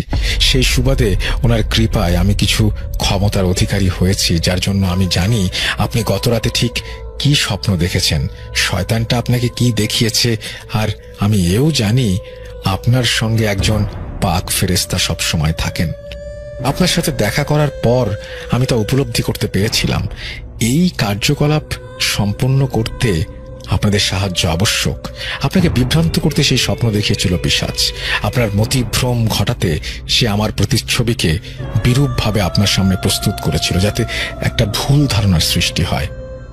আগামীকাল অমাবস্যা, কাল রাতে আমরা তারাপীঠে একটি বিশেষ যজ্ঞানুষ্ঠান করব। আপনি রাহুলের সাথে আমার সঙ্গে সেখানে উপস্থিত থাকবেন, কেননা আপনি না থাকলে আমার পক্ষে সেই শয়তানকে যজ্ঞের কাছে টেনে আনা সম্ভব হবে না। আর আপনার সাথে যে পাক ফেরেশতা আছেন তাকে অনুরোধ করবেন কটোয়ার রাহুলের কাকিমা ও বোনকে যেন সুরক্ষিত রাখেন। শয়তানটা আপ্রাণ চেষ্টা করবে শেষ খেলা খেলতে, আর সেটা কোনো মতে খেলতে দেয়া যাবে না। ও হ্যাঁ, আর একটু ঘুর পথেই তারাপীঠ যাব। যে পথ আপনি স্বপ্নে দেখেছেন সেই পথে যাওয়াটা সুবিধাজনক হবে না, তাই আমরা দুপুর এখান থেকে বেরিয়ে পড়ব। এই বলে আচার্য মশাই থামেন। রাতে তার শোবার ব্যবস্থা খালামনির বাড়িতেই করার কথা ছিল। রাতে সবাই ঘুমিয়ে পড়লে সাব্বিরজি তখনও ঘুমাননি। চিন্তাগ্রস্ত ভাবে কাউচে বসেছিলেন। সন্ধ্যা থেকে অনেকবার চেষ্টা করেছেন জিয়াউদ্দিন সাহেবকে স্মরণ করার, কিন্তু তিনি কিছুতেই আসেননি। সাব্বিরজি উঠে বারান্দায় ইতস্ততভাবে পায়চারি করছিলেন। ঠিক সেই সময় জিয়াউদ্দিন সাহেব হাজির হন এবং গম্ভীর স্বরে বলেন, আচার্য মশাই যা বলেছেন তার সবই ঠিক। যে বা যারা এই শয়তানকে জাগ্রত করেছে তারা নিজেরাই এই পৃথিবীতে নেই। তাই শয়তানকে থামানোর জন্য পদ্ধতিটা খুবই কষ্টকর। সেই জন্যই আমি কোনো সুরাহা খুঁজে পাচ্ছিলাম না। যেহেতু এই শয়তান পিশাচ বিধর্মী, তাই আমারও সঠিক পদ্ধতি জানা ছিল না। আচার্য মশাই যা বলেছেন আমাদের সেভাবেই অগ্রসর হওয়া দরকার। রাহুলের কাকিমা ও তার মেয়েকে আমার জিনের দল পাহারা দিয়ে সুরক্ষিত রাখবে। তোমার খালামনির বাসাতেও আমার একদল জিন থাকবে পাহারায়। তাতে এদিকেও কোনো সমস্যার সৃষ্টি যেন না হয়, সে ব্যাপারটাও ঠিক থাকবে। আচার্য মশাই যখন যজ্ঞে বসবেন তুমি সেই এলাকার চারিদিকে থেকো এবং কোনোভাবেই রাহুলের হাতটা ছাড়বে না। যজ্ঞের সময় হয়তো শয়তানটা কোনো রকমে রাহুলকে টানার চেষ্টা করতে পারে, আমিও থাকবো সেখানে। এই বলে জিয়াউদ্দিন সাহেব চলে যান। পরদিন সকালে যথারীতি সবাই প্রস্তুত হন। রায়হান যেতে চাইছিল, কিন্তু সাব্বিরজি তাকে মানা করেন, খালামনির সাথে থাকতে বলেন। আচার্য মশাই রাহুল ও সাব্বিরজি বারান্দায় আসতে দেখে জিয়াউদ্দিন সাহেব এবং তার দলবল হাজির। একদল খালামনির বাসায় পাহারা থাকবে। আমরা আগেই বলেছি কে কোথায় থাকবে। আচার্য মশাই জিয়াউদ্দিন সাহেব বা তার শাগরেদদের সচক্ষে দেখতে না পেলেও তার ভাষ্যমতে উনি বেশ কয়েকটি আলোর বিন্দু অনুভব করেছিলেন। উনি সাব্বিরজিকে বলেন, সাব্বির, আপনার সঙ্গে থাকা সেই জিনটিকে আমার পক্ষ থেকে ধন্যবাদ এবং শ্রদ্ধা জানাবেন। চলুন বেরোনো যাক। আচার্য মশাই বলেছিলেন বোলপুর হয়ে যাওয়াটা সমস্যার হতে পারে, তাই কাটোয়ার রাস্তা দিয়ে খাড় গ্রাম হয়ে তারাপীঠের দিকে যাওয়ার সিদ্ধান্ত নেন। রাস্তাঘাটের অবস্থা খুব একটা ভালো নয়। সুন্দরপুর পৌঁছাতে বেলা 2টোর মতো বেজে যায়। আচার্য মশাই বেশ দুশ্চিন্তায় পড়ে গিয়েছিলেন। সন্ধ্যার মধ্যে তারাপীঠ পৌঁছাতে না পারলে শেষ প্রহরের আগে পুজো শেষ করা যাবে না। তাই সুন্দরপুরেই একটা ধাবাতে তাড়াতাড়ি দুপুরের খাবার খেয়ে নিয়ে আবার বেরিয়ে পড়েন। আচার্য মশাই কিছু খেলেন না। আসলে যজ্ঞে বসার জন্য তিনি নির্জলা উপবাসে ছিলেন। মিনিট 10 যেতে না যেতেই ময়ূরাক্ষী নদীর ব্রিজটা ক্রস করার পর হঠাৎই আকাশ বাতাস কাঁপিয়ে তুমুল ঝড় ওঠে। সন্দেহ হতে থাকে স্বপ্ন কি তাহলে সত্যি হতে যাচ্ছে। কিন্তু স্বপ্নে যে নদীর ওপরে এবং রাত্রেবেলার ঘটনাটি ঘটেছিল, এখন তো ভর দুপুর। আচার্য মশাই গম্ভীর স্বরে বলেন, যাই হয়ে যাক সাব্বির, গাড়ি থামাবেন না। আপনার সন্দেহ ঠিক, শয়তানটা পিছু নিয়েছে। প্রচন্ড ঝড় বৃষ্টিতে কোন রকমে গাড়ি এগিয়ে যাচ্ছিল। আচমকাই রাস্তার ধারের প্রকাণ্ড একটা বট গাছের ডাল মরমর করে প্রায় গাড়ির উপরেই ভেঙে পড়ছিল। কিন্তু আশ্চর্যজনক ভাবে গাছটা অর্ধেকটা ঝুঁকে আটকে যায়। আচার্য মশাই বা রাহুল কেউ না দেখলেও সাব্বিরজি দেখতে পাচ্ছিলেন জিয়াউদ্দিন সাহেব তার শক্তি দিয়ে ডালটাকে আটকে রেখেছেন। উনি সাব্বিরজিকে ইশারায় বলতে থাকেন গাড়ি নিয়ে এগিয়ে যাবার জন্য। তারাপীঠ পৌঁছাতে পৌঁছাতে সন্ধ্যা হয়ে আসে। শহর থেকে আরো বেশ কয়েক মাইল দূরে ঝোপঝাড় জঙ্গলে ঘেরা একটি পরিত্যক্ত শ্মশানে যতক্ষণে তারা পৌঁছান ততক্ষণে অন্ধকার গাঢ় হতে শুরু করেছে। সাব্বিরজি দেখেন আচার্য মশাইয়ের 2 জন শিষ্য আগে থেকেই পূজা যজ্ঞ অনুষ্ঠানের জন্য সিঁদুর দিয়ে গোলাকার গণ্ডি কেটে তার ভেতর নানা রকম সরঞ্জাম প্রস্তুত রেখেছে। পাশে গাছের ডালে 2টো মশাল বাঁধা। আচার্য মশাই জানান, এই ভয়ঙ্কর নরপিশাচকে জাগ্রত করেছে যে সে আর বেঁচে নেই, তবে সে একজন নিকৃষ্ট লোভী অঘরী তান্ত্রিক ছিল, সে বিষয়ে কোনো সন্দেহ নেই। নিশ্চিত কোনো কিছুর লোভে সে এই কাজ করেছিল। এই পরিত্যক্ত শ্মশানে যজ্ঞ করে সে এই নরপিশাচকে জাগিয়েছে এবং আহুতি হিসেবে রাহুলের বংশের রক্ত উৎসর্গ করেছে। এছাড়াও একটি শিশিতে কিছুটা রক্ত ভরে এই শ্মশানের কোথাও পুঁতে রেখেছে, আর তাতেই সেই পিশাচ বন্দী। এখন তাকে মুক্ত করে সমূলে শেষ না করা পর্যন্ত নিস্তার নেই। কয়েক মাস ধরে নানাভাবে চেষ্টা করেও এই সমস্যার উৎস খুঁজে পাচ্ছিলাম না। দিন 3 আগে মা তারার আরাধনায় হঠাৎই আমি মনের মধ্যে স্পষ্ট এই দৃশ্যগুলো দেখতে পাই। কিন্তু আমার একার পক্ষে এই যজ্ঞানুষ্ঠান সম্পন্ন করা সম্ভব ছিল না। আর তখনই রাহুলের মুখে আপনার কথা শুনি যে কিভাবে সাময়িকের জন্য হলেও শয়তানটাকে আপনি শায়েস্তা করেছেন। আমাদের ধর্ম হয়তো আলাদা হতে পারে, কিন্তু মানব ধর্ম তো এক। আর যে ধর্মেই হোক না কেন, এই সমস্ত শয়তান জিন পিশাচের সাথে লড়তে আমাদের কোনো বাধা নেই। আমি যজ্ঞে বসলে শয়তানটা বাধা দিতে আসবেই। দেখবেন সাব্বির, শেষ প্রহরের আগে শয়তানটা যেন কোনোভাবেই এই গণ্ডির মধ্যে প্রবেশ করতে না পারে। এরপর আচার্য মশাই গোলাকার গণ্ডির ভেতর নির্দিষ্ট স্থানে বসে যজ্ঞানুষ্ঠান শুরু করেন। এদিকে রাহুল বংশের রক্তের ব্যাপারটা শুনে ভীষণ চিন্তা করছিল। আচার্য মশাই তাকে আশ্বস্ত করে বলেন রাহুলকে আরেকটি গণ্ডির মধ্যে দাঁড় করিয়ে দিতে এবং রাহুল যেন কোনোভাবে এই গণ্ডি থেকে বের না হয়। বিশ্বাস অবিশ্বাস সবই মহান আল্লাহর উপর।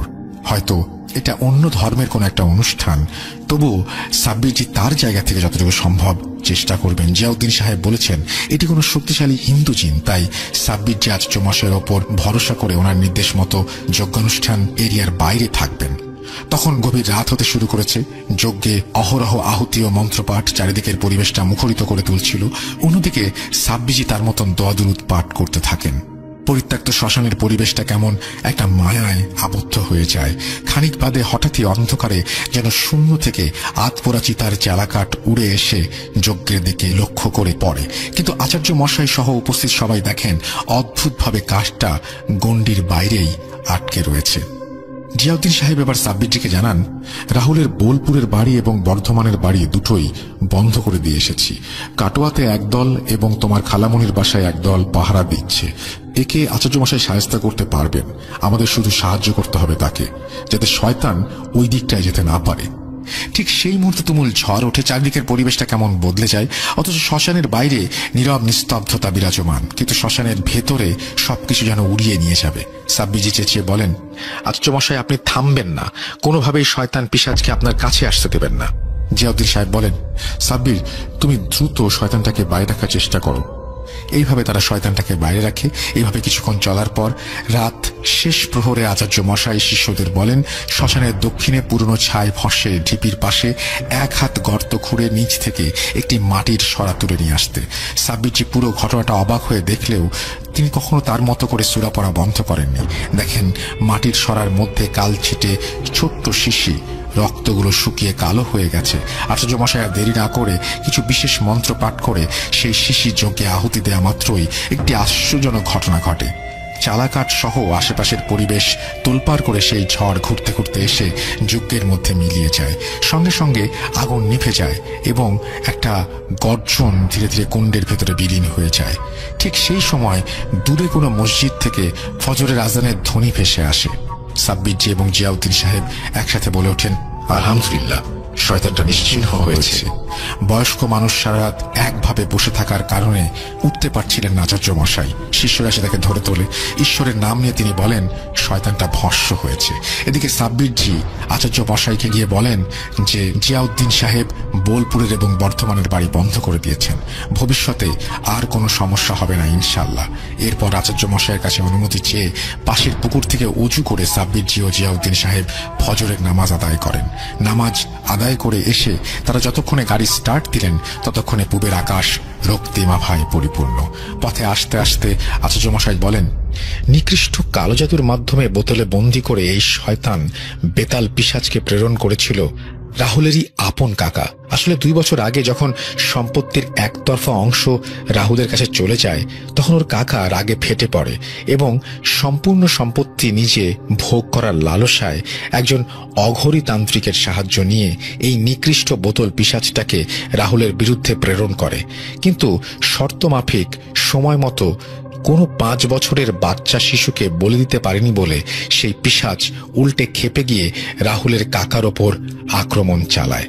তারপর সেই অবয়ব টিয়াকে ভয় দেখিয়ে শেষ করে এবং পরে রিয়াকেও শেষ করার চেষ্টা করেছিল, কিন্তু সফল হয়নি। শয়তানটা একে একে রাহুলের বংশকে নির্বংশ করে দিতে চাইছিল। কিন্তু সাব্বির, আপনি এবং আপনার সঙ্গী সময় মতো এদের সাহায্য করার ফলে ঈশ্বরের কৃপায় সমস্ত বিষয়টা আমরা জানতে পারি। আপনাদের সাহায্যে আজ এই শয়তানকে শেষ করতে পেরেছি। এখন রাহুলের ওপরে আর কোনো খারাপ নজর নেই। এই বলে আচার্য মশাই থামলে সাব্বিরজি বলেন, শয়তান যতই তার মায়া প্রভাব বিস্তার করুক না কেন, মহান আল্লাহর কৃপায় একদিন তা সমূলে নির্মল হবেই। এরপর বর্ধমানে পৌঁছে খালামণিকে সমস্ত ঘটনা খুলে বলেন সাব্বিরজি। সবার কাছ থেকে বিদায় নিয়ে রাহুল ও আচার্য মশাই রাহুলদের বর্ধমানের বাড়িতে চলে যায়। রাত্রিটা সেখানে থেকে সাব্বিরজি পরের দিন কলকাতায় ফিরে আসেন।